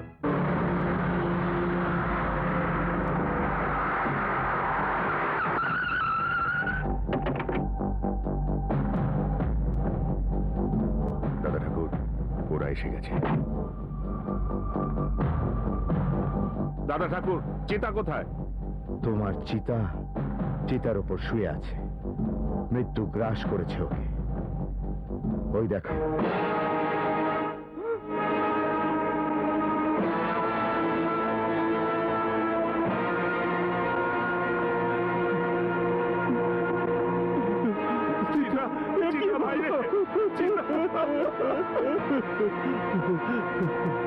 আমি জানি এই মুহূর্তে তোমাদের মনের উপর কতটা আঘাত লেগেছে, কিন্তু যে সময় আকবর পীর দাদার লাশ কবরে শোয়ানো হচ্ছিল সে সময় আমিও ভীষণ কেঁদেছিলাম। উনি আমার চোখে বাবার সমান ছিলেন। তোমাদের ভাই আমার উপর থেকে বাবার ছায়া ছিনিয়ে নিয়েছে। আমি ইচ্ছে করলে ওর লাশটা জঙ্গলে ফেলে দিয়ে আসতাম, যেখানে হিংস্র পশুরা খুবলে খুবলে ওর শরীরটা ছিঁড়ে খেত। তবে তা আমি করিনি, কারণ মৃত্যুর পর শরীরের অন্ত্যেষ্টিক্রিয়া না করানো হলো তার আত্মার শান্তি হয় না।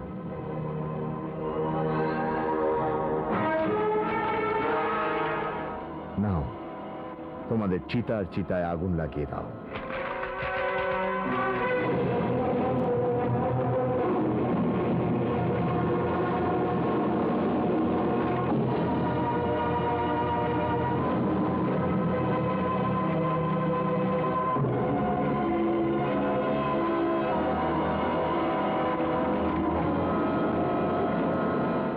এখান থেকে যাবার পর একটা কথা মনে রেখো, এই শহরটা অপরাধের ভয়ঙ্কর জঙ্গল, আর আমি এই জঙ্গলের রাজা বাঘ।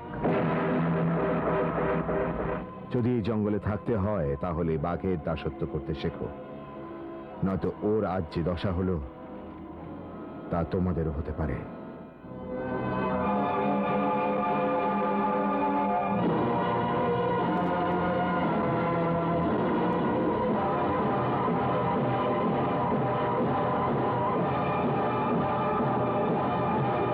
তোমাদের ভাইয়ের খুনের খবরটা শুনে খুবই দুঃখ পেলাম আন্না। তবে একটা ব্যাপার বুঝতে পারলাম না যে তোমরা দাদা ঠাকুরের বিরুদ্ধে পুলিশে কমপ্লেন লেখালে না কেন? কমপ্লেন্ট লেখালে হতোটা কি? আপনারা ওকে গ্রেপ্তার করতেন, পরে ও ঠিক আদালতে জামিনে ছাড়া পেয়ে যেত। কারণ আদালতে প্রমাণ আর সাক্ষী জোগাড় করার দরকার হয়, সেটা আমাদের কাছে নেই। আর আমাদের সাক্ষী আদালতে মানা হতো না। এদের এই পয়েন্টটাও ঠিক মনে হয় স্যার। তবে আপনারা চুপ করে বসে থাকলে দাদা ঠাকুরের সাহস আরো বেড়ে যাবে। ও আজ চিতাকে সরিয়ে দিয়েছে, কাল আপনাদের দিকেও হাত বাড়াতে পারে। আমার তো মনে হয় ও আন্না কোম্পানিকে গোড়া থেকে উচ্ছেদ করতে চায়। আন্না কোম্পানি কোনো ফুটপাতের দোকান নয় যে দাদা ঠাকুর কর্পোরেশনের গাড়ির মতো এসে তাকে উচ্ছেদ করবে। আমাদের লেজে পা দিয়েও বিরাট ভুল করেছে। তার কারণ আমরা শপথ করেছি কামলে, যে আগে আমরা দাদা ঠাকুরের রক্ত দিয়ে আমাদের কপালে তিলক কাটবো, তারপর চিতা শ্রাদ্ধ করব। তোমাদের এই শপথ শিগগির পূরণ হবে আন্না, কারণ এবার দাদা ঠাকুরকে আমিও ছাড়বো না। ওর বোনের এনগেজমেন্টে ডেকে ও আমায় যে অপমান করেছে তা আমি আজও ভুলিনি। পুলিশের ক্ষমতার সঠিক ধারণাই নেই ওর। আমি ওর সাম্রাজ্য ধ্বংস করে ছাড়খাড় করে দেবো। দাদা ঠাকুর, আমি বলেছি সব ঠিক হয়ে যাবে। ওই ত্রিকাল এসে গেছে। কি ত্রিকাল চৌধুরী, চিতার খুনের অপরাধে আমায় গ্রেফতার করতে এসেছো? গ্রেপ্তার করতে নয়, সাবধান করতে এসেছি। কারণ আমি তোমার গুন্ডাগিরি এই শহরে চালাতে দেবো না। কি করবে তুমি? যেদিন তোমার বিরুদ্ধে একটাও প্রমাণ পাবো, আমি এই শহর থেকে তোমার চিহ্নটুকুও মুছে দেব। আকাশে হাত তুলে চাঁদ ধরতে চাইছো ত্রিকাল চৌধুরী? ছাই চাপা দিয়ে আগুনের ফুলকি নেভানো যায়, অগ্নুৎপাত নয়। সে তো সময়ই বলবে দাদা ঠাকুর। সময়ের কথা তুলো না ত্রিকাল চৌধুরী।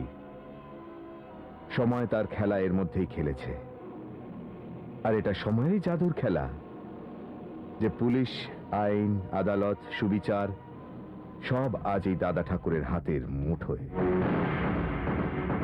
আমায় নিশ্চিহ্ন করার চিন্তা ছেড়ে নিজেকে বাঁচানোর রাস্তা খোঁজো, কারণ আমি তোমার ট্রান্সফার করিয়ে তোমায় এই শহরে আনিয়েছি। তুমি তো আমার ওপর কাপুরুষের মতো হামলা করেছিলে, তবে আমি তা করব না। নিজের প্রাণ বাঁচানোর জন্য তোমার যা ইচ্ছা হয় করতে পারো। আমি তোমার সর্বনাশ করে ছাড়ব ত্রিকাল চৌধুরী, এটা দাদা ঠাকুরের অঙ্গীকার।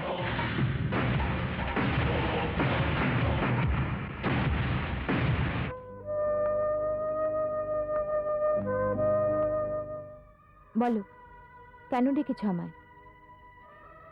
আমি ডাকতেই তুমি চলে এলে। এর থেকে প্রমাণ হয় রেশমি যে তুমি আজও আমাকে ভালোবাসো। দেখো, আমি এখানে বেশিক্ষণ থাকতে পারবো না। যা বলতে চাও তাড়াতাড়ি বলো। বিবেককে বিয়ে করলে তুমি সুখী হতে পারবে না। এই সম্বন্ধ ভেঙে দাও রেশমি। তুমি তো জানো আমি তোমাকে ভালোবাসি, আর তোমাকে বিয়েও করতে চাই। হঠাৎ আজ তোমার মনে আমার প্রতি প্রেম কোথা থেকে জাগলো? তুমি তো খেলা করেছিলে না আমার সঙ্গে? আমার ভালোবাসার জবাবে যে আঘাত তুমি আমায় দিয়েছো, হয়তো শেষ দিন পর্যন্ত আমি তা ভুলবো না। এটা সত্যি যে মন যাকে চায় তাকে কোনোদিনও ঘেন্না করা যায় না, কিন্তু আমাকে পাবার চিন্তা মন থেকে মুছে ফেলো। সময় আমাদের মধ্যে এমন লক্ষণ রেখা টেনে দিয়েছে ইন্দর, যে আমি তা পার হয়ে কোনোদিনও তোমার কাছে আসতে পারবো না।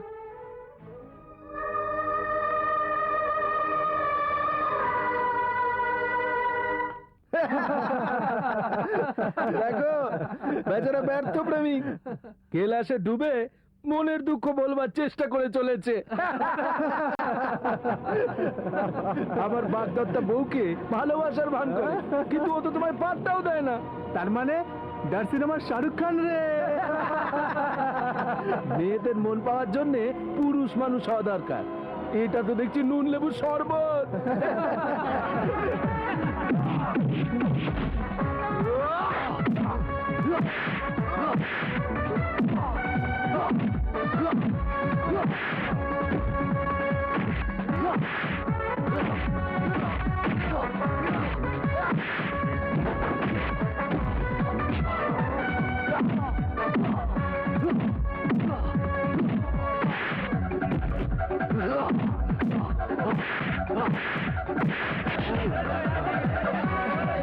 ও ব্যাটা নেশা করেছে। I'll kill that rascal.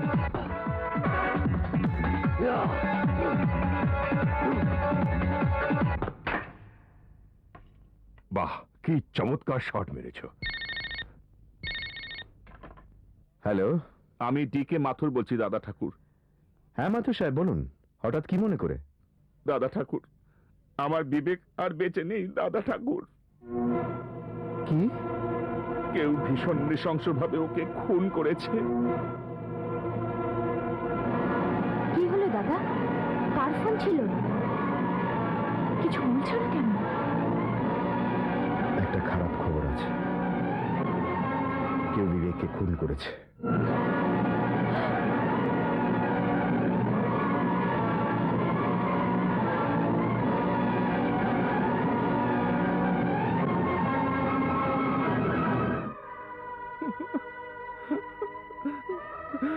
দাদা ঠাকুর,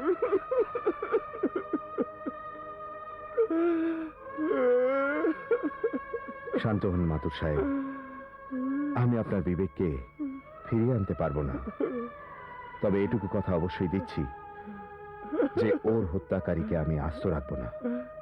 বিবেকের সঙ্গে কারোর কি কোনো রকম শত্রুতা ছিল, কিংবা কাউকে কি সন্দেহ হয়? তাহলে বলুন আপনি। একটু আগে ইন্সপেক্টর কামলে এসেছিলেন। তিনি বললেন কাল বিকেলে এসিপি ত্রিকাল চৌধুরীর ছেলে ইন্দর আর বিবেকের মধ্যে ঝগড়া লাগে। ইন্দর ওকে প্রাণে মারার হুমকিও দিয়েছিল। ওদের ঝগড়ার কারণটা তো আপনি জানেন দাদা ঠাকুর।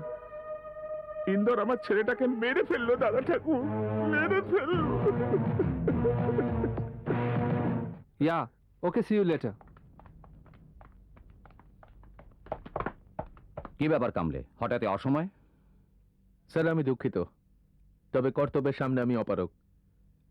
আমি ইন্দারকে গ্রেপ্তার করতে এসেছি। গ্রেপ্তার? কি বাজে বকছো? কি করেছে ইন্দর? স্যার, ও বিল্ডার ডিকে মাথুরের ছেলেকে খুন করেছে। কি?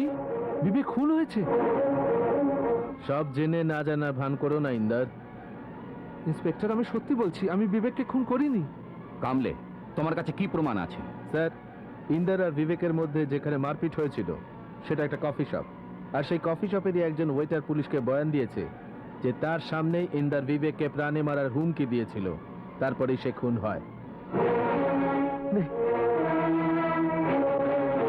আই এম সরি স্যার, আমার ইন্দারকে গ্রেপ্তার করতেই হবে। তুমি চুপ করে আছো কেন? কিছু বলছো না কেন? আমাদের ছেলে ইন্দর, সে খুনি হতে পারে না। শুধু আমি জানি, কিন্তু এই সময় আমি ইন্দরের গ্রেপ্তারিতে বাধা দিতে পারবো না। কামলে, তুমি তোমার ডিউটি পালন করো। ইয়েস স্যার, চলো।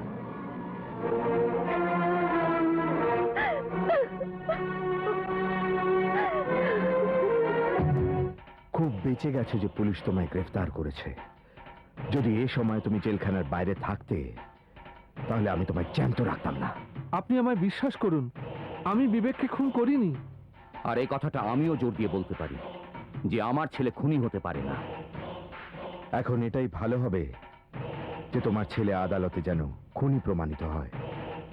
যদি ও আদালত থেকে খালাস পায়, তাহলে দাদা ঠাকুরের আদালতেও একটাই শাস্তি পাবে, মৃত্যুদণ্ড।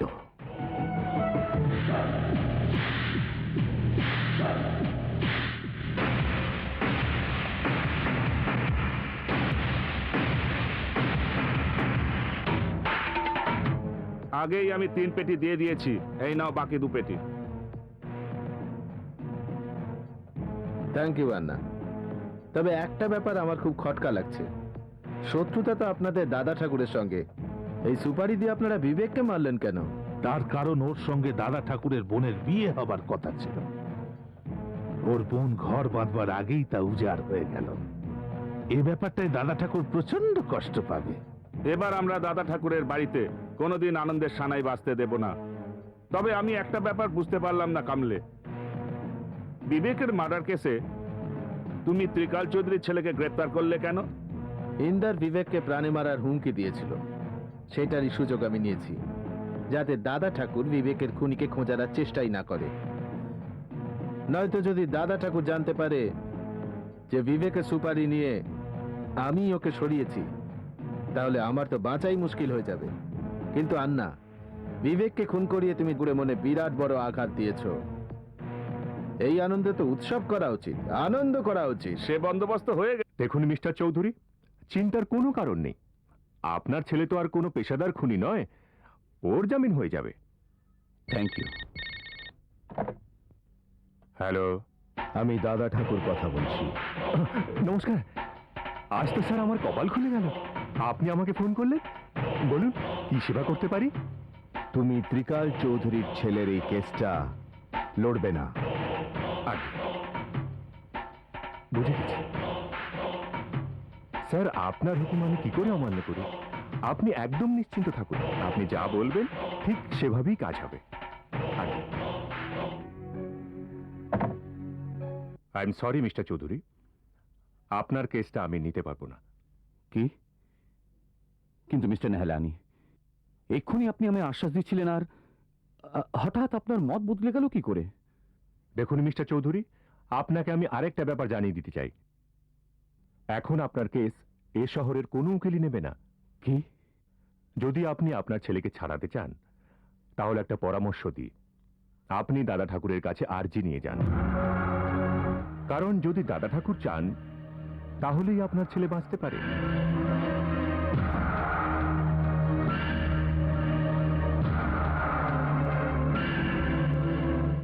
মিস্টার ত্রিকাল চৌধুরী, আমার মনে হয় বিবেক আর ইন্দোরের মধ্যে যে ঝগড়া লাগে তা কাজে লাগিয়ে দাদা ঠাকুর বিবেককে খুন করিয়ে দেয়, যাতে ওই মার্ডারের অপরাধে আপনার ছেলেকে ফাঁসিয়ে প্রতিশোধ নিতে পারে। স্যার, আপনি তো জানেন আমি কত অপারগ। নয়তো ইন্দার বাবু তো আমার ছেলের মতো, ওকে গ্রেফতার করতে গিয়ে আমার কত কষ্ট হয়েছে হয়তো আপনি জানেনই না। এভাবে জলের মতো মদ গিললে তোমার ভেতরের আগুন নেভানো যাবে না মিস্টার ত্রিকাল চৌধুরী। তোমার দরকার দাদা ঠাকুরের রক্ত। ঠিক বলেছ তুমি। ওই বেটা 2 পয়সার কনস্টেবল যে কাল অব্দি পোষা কুকুরের মতো আগে পিছের ল্যাটিনের আমার চারদিকে ঘুর ঘুর করত, সে আজ সিংহ হয়ে আমার সামনে গজরাচ্ছে।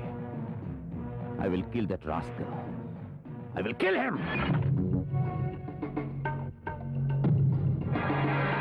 দাদা ঠাকুর, এই দাদা ঠাকুর,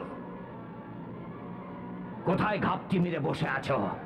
আরে মরদের বাচ্চা হলে আমার সামনে এসো। তোমার শত্রুতা আমার সঙ্গে দাদা ঠাকুর। প্রতিশোধ নিতে হলে আমার উপর নাও। হ্যাঁ, আমার ছেলেটা তোমার কি ক্ষতি করেছে? চুপ করো এ ত্রিকাল, খালি বাজে বকবক করছো। আর একবার যদি তুমি দাদা ঠাকুরের নামে গাল মন্দ করেছো, তোমার জিভ টেনে ছিঁড়ে নেব। না রঞ্জিতে,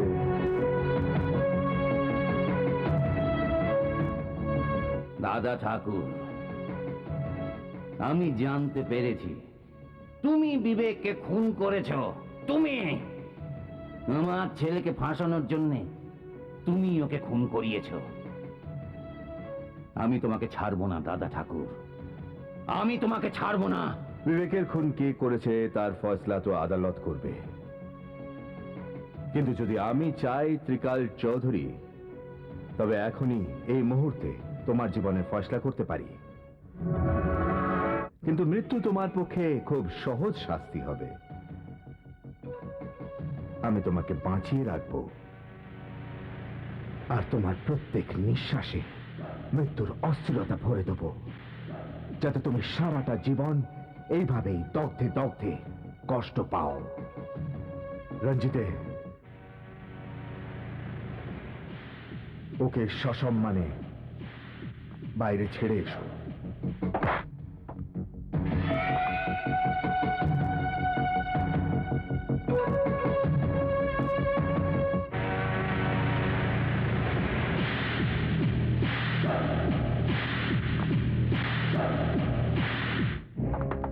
স্যার, আপনার কষ্ট আমি আর দেখতে পাচ্ছি না। আজ এটা প্রমাণ হয়ে গেল যে গুন্ডা রাজত্বের সামনে পুলিশের কোনো ক্ষমতাই নেই। আমার ছেলের জীবন নিয়ে খেলার জন্য পরে পস্তাতে হবে দাদা ঠাকুরকে। ত্রিকাল চৌধুরী যতদিন এই উর্দি পড়ে আছে ততদিন তার হাত পা বাঁধা। যেদিন আইনের সীমা লঙ্ঘন করে যাব, বাঁচতে দেব না দাদা ঠাকুরকে। স্যার, আইন হাতে না নিয়েই আপনি দাদা ঠাকুরের নাম ওর জীবন খাতা থেকে মুছে দিতে পারেন। ক্রিস্টোফার গোমস, যে এখন লকআপে বন্দী, এক পেশাদার খুনি। আপনি চাইলে তাকে লকআপ থেকে পাঠিয়ে দাদা ঠাকুরের নাম চিরকালের মতো মুছে দিই। ইউ আর রাইট কমলে। শত্রুর সঙ্গে খোলাখুলি মোকাবিলা করা সম্ভব না হয়, তাহলে তাকে মাথা খাটিয়ে মারতে হয়। হ্যালো, রেশমি, আমি ইন্দারের মা কথা বলছি। বলুন কি ব্যাপার? রেশমি, আমি ইন্দারের সঙ্গে দেখা করতে থানায় গেছিলাম। ও তোমার সঙ্গে একবার দেখা করতে চায়, যদি সম্ভব হয় একবার টিকি ওর সঙ্গে দেখা করে এসো মা। কার ফোন ছিল? ইন্দরের মায়ের। কি বললেন ইন্দারের মা? ইন্দর একবার দেখা করতে চায়। তুমি কি করবে? আমি তো কিছুই বুঝতে পারছি না। তবে আমি বুঝতে পারছি, তুমি আজও ইন্দারকে ভালোবাসো। দেখো রেশমি, আমার মন মানছে না ইন্দার বিবেকের খুনি হতে পারে। আমার মনে হয় তোমার অবশ্যই দেখা করা উচিত।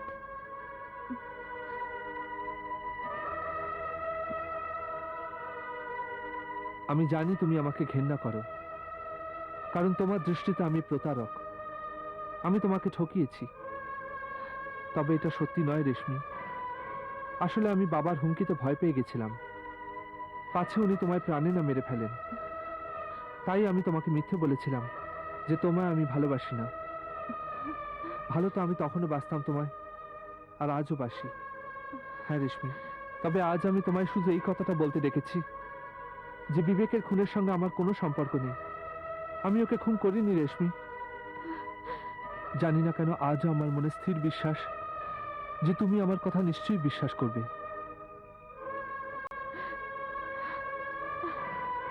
কেবল এটুকুই বলার ছিল।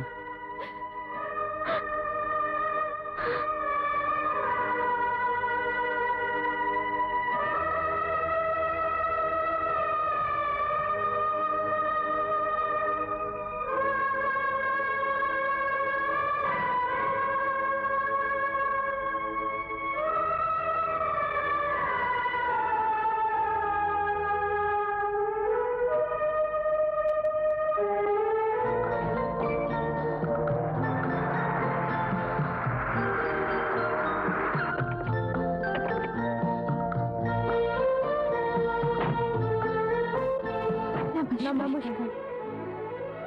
নমস্কার।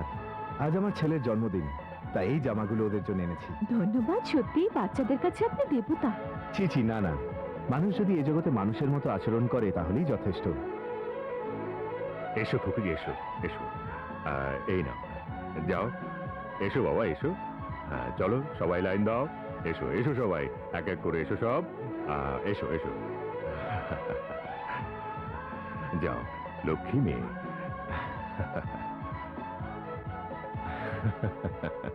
নমস্কার। নমস্কার।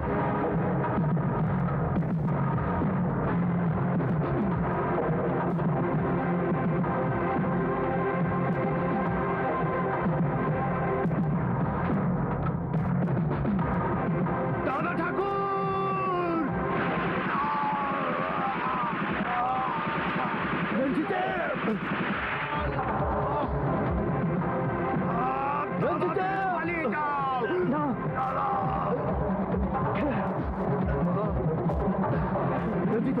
দাদা আমি চললাম, ছাত্রী আগা।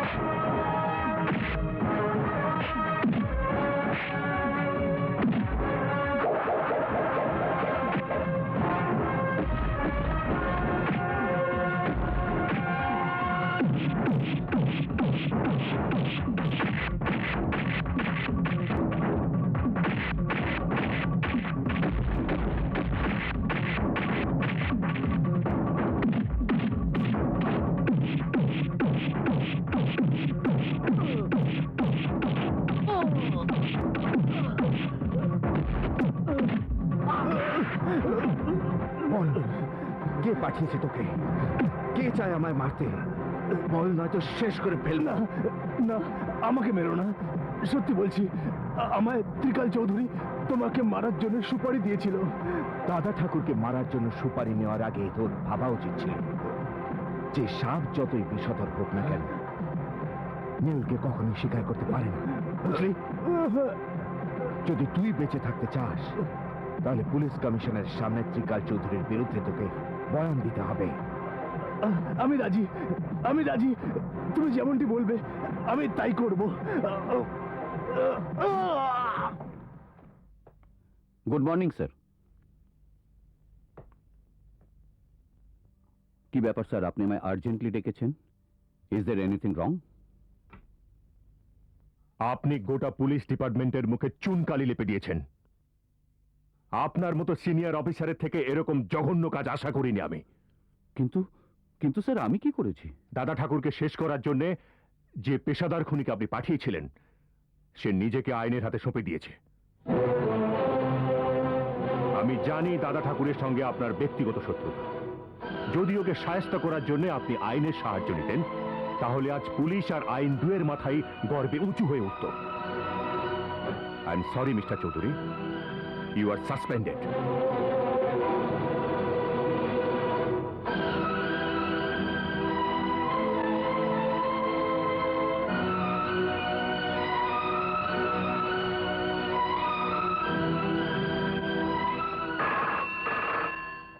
হ্যালো।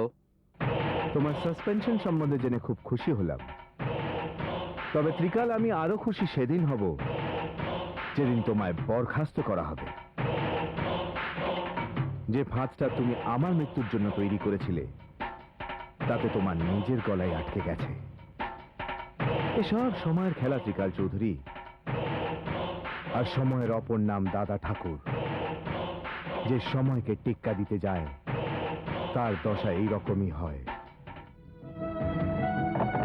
তোমার সাসপেনশনের খবর আমি খবরের কাগজে পড়েছি, আর আজ আমার লজ্জা হচ্ছে নিজের প্রতি যে আমি এমন একজনের স্ত্রী যার মানুষ সবার কোনো যোগ্যতাই নেই। Shut up, shut up. এমনিতে আমার মাথা গরম, আর আমার মাথা খারাপ করো না। জোরে চেঁচিয়ে আমার গলা থামার চেষ্টা করতে যেও না। তুমি এত নেমে গেছো যে দাদা ঠাকুরকে মারার জন্য ভাড়াটে খুনি পাঠিয়েছো?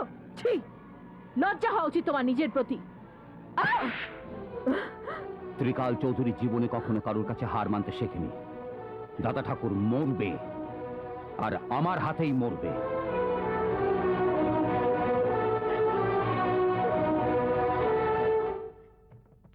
এমনিতে সবাই জানে যে আন্না ত্রিকাল সাহেবের বন্ধু, কিন্তু আসল কথা হলো আন্ডারওয়ার্ল্ডে কেউ কারো বন্ধু হয় না। হ্যাঁ, তুমি কি জানো বিবেককে কে মেরেছে? আন্না। অথচ ফেসে গেল ওই বেচারা ত্রিকাল সাহেবের ছেলেটা। কে জানে, বলা যায় না এবার কি হবে। রাস্কেলস, আমি তোমাদেরকে আমার বন্ধু ভেবেছিলাম, আর তোমরা আমার পিঠে ছোড়া বসিয়ে দিলে।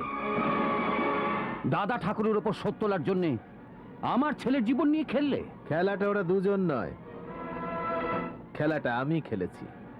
ওরা দুজন তো কেবল সুপারি দিয়েছিল আমায় বিবেককে মারার জন্য। ইন্দারকে বিবেক মার্ডার কেসে আমি ফাঁসিয়েছি, যাতে দাদা ঠাকুরের দৃষ্টিতে বিবেক মার্ডার কেসের ফাইল চিরকালের মতো বন্ধ হয়ে যায়। নয়তো আপনি তো ভালো করেই জানেন সাহেব, আমি ঝামেলায় পড়ে যেতাম। দেখে নেব আমি তোমাদের, পার পাবে না তোমরা। ত্রিকালের সঙ্গে শত্রুতা করে তোমরা নিজেদের কাল ডেকেছো। চৌধুরী, গলা ফাটিয়ে চিল দিও না, নয়তো এক টানে তোমার জিভ টেনে ছিঁড়ে আমার কুকুরকে খা। ত্রিকালের ভবিষ্যৎটা পরিষ্কার দেখতে পাচ্ছি আমি। এবার তোমায় কোনো ট্রাফিক সিগন্যালে শাড়ি পরে তালি বাজিয়ে বাজিয়ে ভিক্ষা করতে হবে মিস্টার ত্রিকাল চৌধুরী। ছেড়ে দেবো না তোমাদের, আমি তোমাদের দেখে নেব। নিয়ে যাও, মেরে তক্তা বানিয়ে গেটের বাইরে ফেলে দাও। আজ আমি বুঝতে পেরেছি সুধা, ক্ষমতার অর্থের অহংকার মানুষকে জানোয়ারে পরিণত করে। আমার অহংকার আমার ছেলে ইন্দোরের জীবনটাকে বরবাদ করে দিয়েছে। আর আজ পরিস্থিতি আমায় এমন আঘাত দিয়েছে যে আমার অহংকার চুরমার হয়ে গেছে। এটা সত্যি যে মানুষ যেমন কর্ম করে তেমনই ফল পায়। এটা এটা আমার নিজের পাপ যে আমার সর্বনাশ হয়ে আমার সামনে এসেছে। কিন্তু দুঃখ এটাই সুধা যে আমার পাপের শাস্তি আমার ছেলে ভোগ করছে। অনুতাপের অশ্রু মানুষের চরমতম পাপকেও ধুয়ে মুছে দেয়। তুমি চিন্তা করো না, আমাদের ছেলে ইন্দ্রের কিচ্ছু হবে না। দাদা ঠাকুর যে জন্য তোমায় ঘেন্না করে তা যুক্তিসঙ্গত, কিন্তু আমায় এককালে সে বৌদি বলতো। বৌদি যে মায়ের সমান হয়। আমি যাব দাদা ঠাকুরের কাছে ইন্দ্রের জন্য ন্যায় বিচারের আশায়।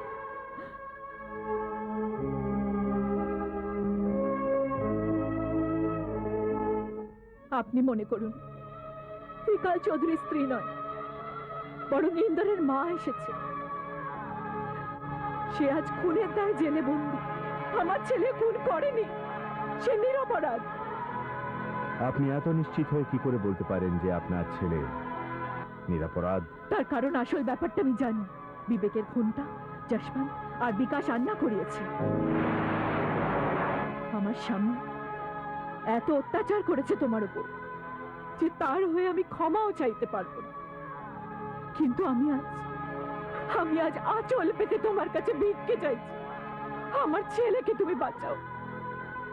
আমি জানি যদি তুমি চাও তাহলে ওকে মৃত্যুর কবল থেকে বাঁচাতে পারো। আমাকে দয়া করো, আমাকে করুণা করো দাদা ঠাকুর। আমার ছেলেকে তুমি বাঁচাও, আমার ছেলেকে তুমি বাঁচাও। আমি জীবনভর তোমার কাছে ঋণী হয়ে কি থাকবো। করছেন আপনি?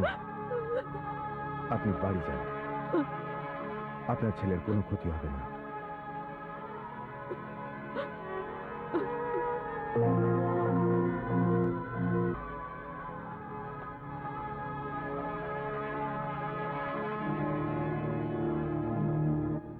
দাদা ঠাকুর, আমি জানি আজ আমার ছেলে তোমার জন্য আদালত থেকে বেকসুর খালাস পেয়েছে।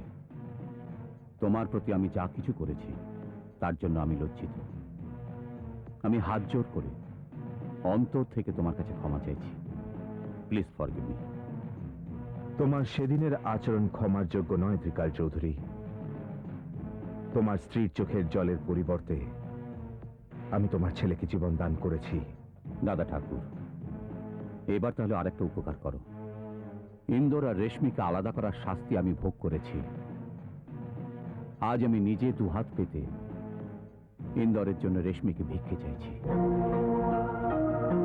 দুহাত পেতে ভিক্ষেই চাওয়া যায় ত্রিকাল চৌধুরী, সম্বন্ধ নয়। এটা তুমি ভাবলে কি করে যে আমি রেশমির সম্বন্ধ তোমার ছেলের সঙ্গে পাকা করতে রাজি হব? ছেঁড়া কাঁথায় শুয়ে যার দিন কাটে তার কখনোই লাখ টাকার স্বপ্ন দেখা উচিত নয়।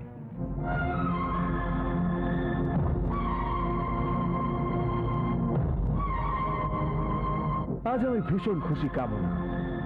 প্রবীণেরা ঠিকই বলেছেন যে ধর্মের কল বাতাসই নড়ে। একটা সময় ছিল যখন আমি ত্রিকাল চৌধুরীর কাছে আমার বোনের সুখের জন্য ভিক্ষা চাইতে গিয়েছিলাম, আর আজ আরেকটা সময় যখন ত্রিকাল চৌধুরী নিজে তার ছেলের হয়ে ভিক্ষে চাইতে আমার কাছে এলো। পরিস্থিতির চাপে পড়ে ও আজ আমার সামনে মাথা নোয়াতে বাধ্য হয়েছিল। সম্বন্ধের ব্যাপারে কি জবাব দিলে তুমি? প্রত্যাখ্যান করেছি। কাল আমি ওর সামনে খুব ছোট ছিলাম, আজ ও আমার সঙ্গে তুলনায় একেবারে তুচ্ছ। এটা তুমি ঠিক করনি। আমি তাই করেছি যা আমার করা উচিত ছিল। রেশমির জন্য সম্বন্ধের অভাব নেই। আমি ওর জন্য একের পর এক সুপাত্র খুঁজে নিয়ে আসতে পারি। কিন্তু আজ আমি নাম যশ অর্থের সেই শিখরে এসে পৌঁছেছি যেখান থেকে ঝুঁকে ত্রিকাল চৌধুরীর দিকে তাকানোর কোনো প্রশ্নই ওঠে না। তোমার কথা থেকে অহংকারের আভাস পাচ্ছি। এটা ভুলো না যে মানুষ যত ওপরে উঠে যাক না কেন, মেঘের ওপর সে ঘর পাততে পারে না। পরম শান্তি সে পৃথিবীর বুকেই পায়। আর তুমি হয়তো এটা জানো না যে রেশমি আজও ইন্দরকেই ভালোবাসে। আমি তো বলি, যে মাপ করে সে প্রতিশোধ দেওয়া মানুষের থেকে অনেক বড়। রেশমি আর ইন্দরের বিয়েতে রাজি হয়ে যাও। যদি এতেই রেশমি খুশি হয় তবে ঠিক আছে।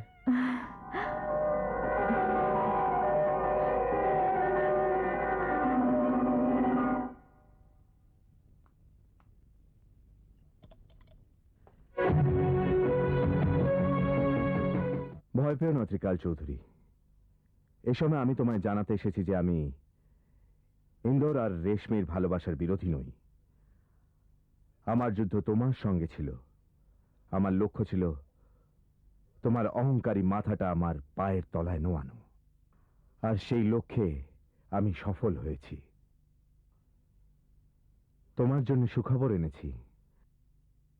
আমি ইন্দোর আর রেশমির বিয়েতে মত দিচ্ছি।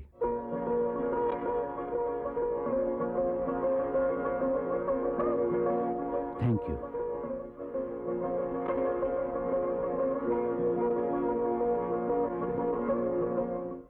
আপনাদের জন্য খারাপ খবর আছে।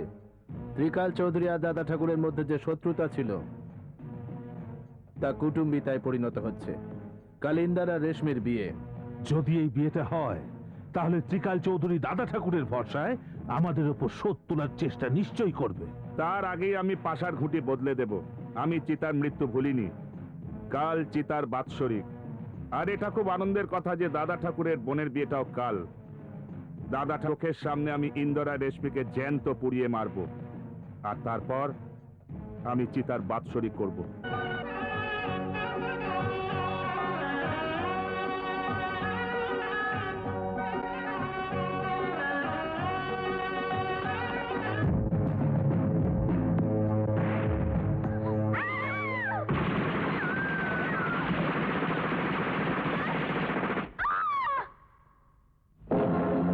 ইন্দর,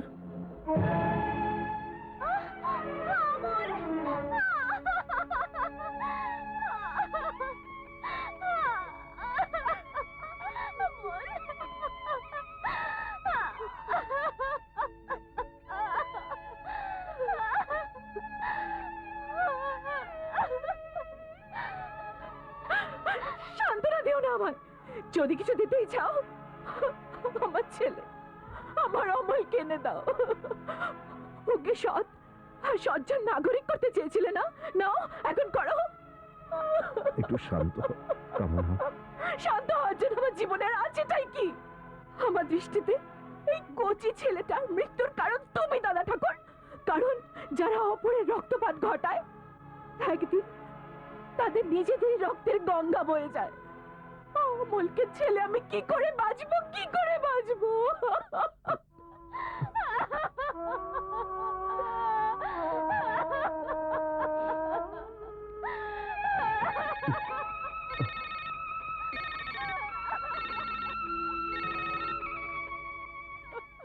হ্যালো, হ্যালো দাদা।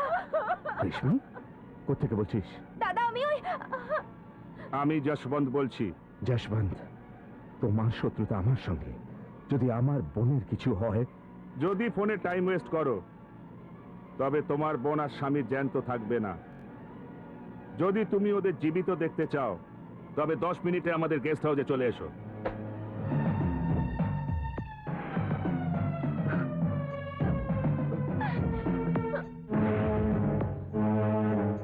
কেমন সুন্দর আর খাসা মানিয়েছে না এই হাত পা মাথা দুটোকে?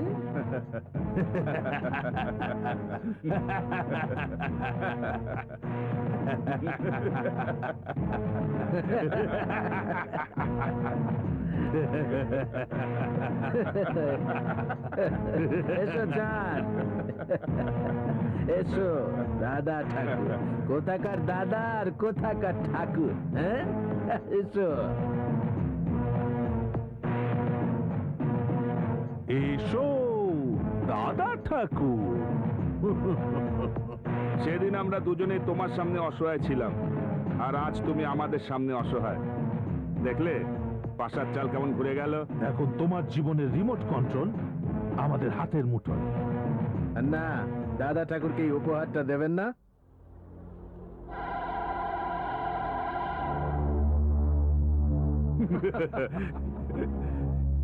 এই বকলেসটা দেখে কিছু মনে পড়লো তোমার? আমার ভাই চিতা, যার চিতা জ্বালিয়েছিলে তুমি। চিতা তো আজ আমরাও চালাবো, তোমার বোন আর তার স্বামী। তবে তার আগে আমরা তোমায় কুত্তা বানাবো। যশবন্ত, বকলেসটা বাঁধ গলায়।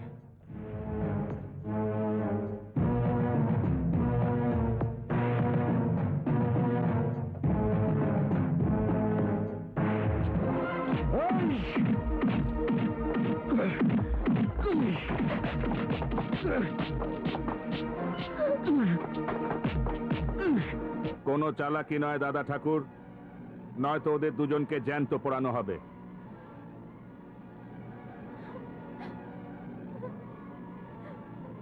দাদা, না দাদা, দোহাই তোমরা আমার দাদাকে ছেড়ে দাও। এই কালো চশমা, একে অপরাধ জগতের মুকুট মনে করে তুমি সব সময় দু চোখে পড়ে ঘুরতে। তবে এখন এই মুকুটটা তোমার আর কোনো দরকার নেই, কারণ আজ তোমার সাম্রাজ্য নিশ্চিহ্ন হতে চলেছে।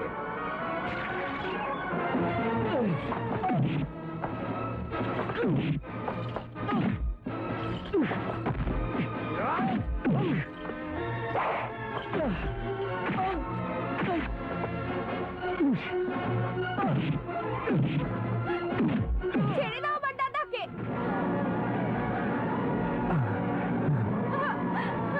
আমি একা আর নিরস্ত্র তোমাদের খপ্পরে। ইন্দোর আর রেশমিকে ছেড়ে দাও। কি করে ছাড়বো?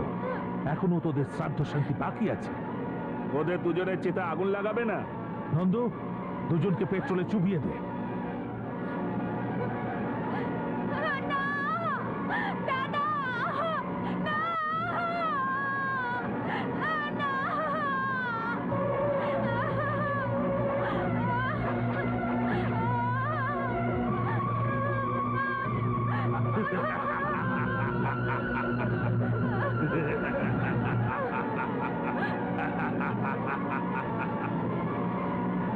তুমি তো আমরা দুজন গিয়ে পৌঁছানোর আগেই আমাদের ভাইকে মেরে ফেলেছিলে। তবে আমরা তোমায় একটা সুযোগ দেব। এই দেশরায়ের কাঠিটা যেই এখানে ফেলবো, অমনি আগুন ছুটে গিয়ে ওদের দুজনকে পোড়াবে। যদি এই আগুনের আগে পৌঁছে তোমার বোন আর তার স্বামীকে বাঁচাতে পারো তাহলে বাঁচাও।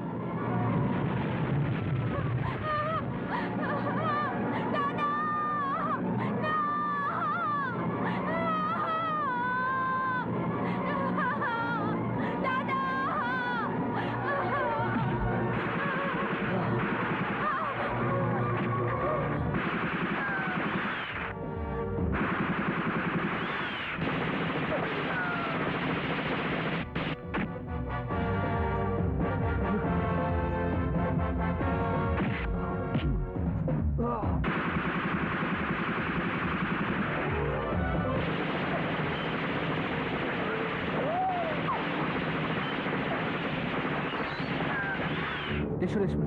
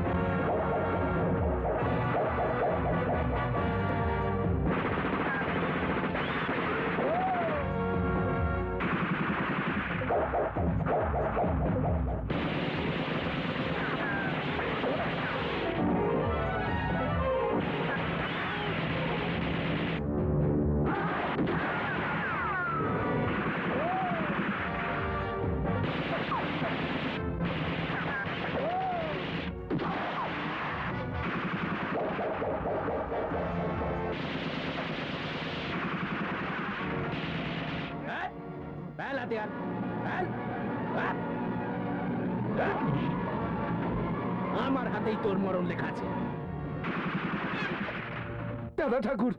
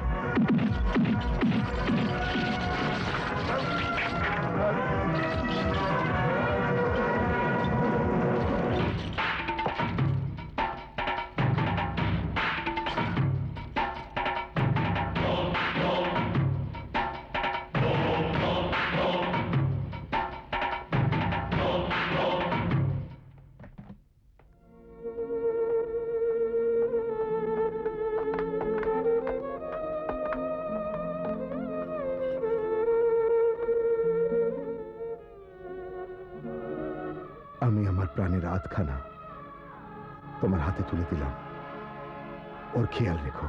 আপনি চিন্তা করবেন না, আমি রেশমিকে আমার প্রাণের চেয়েও বেশি যত্নে রাখবো।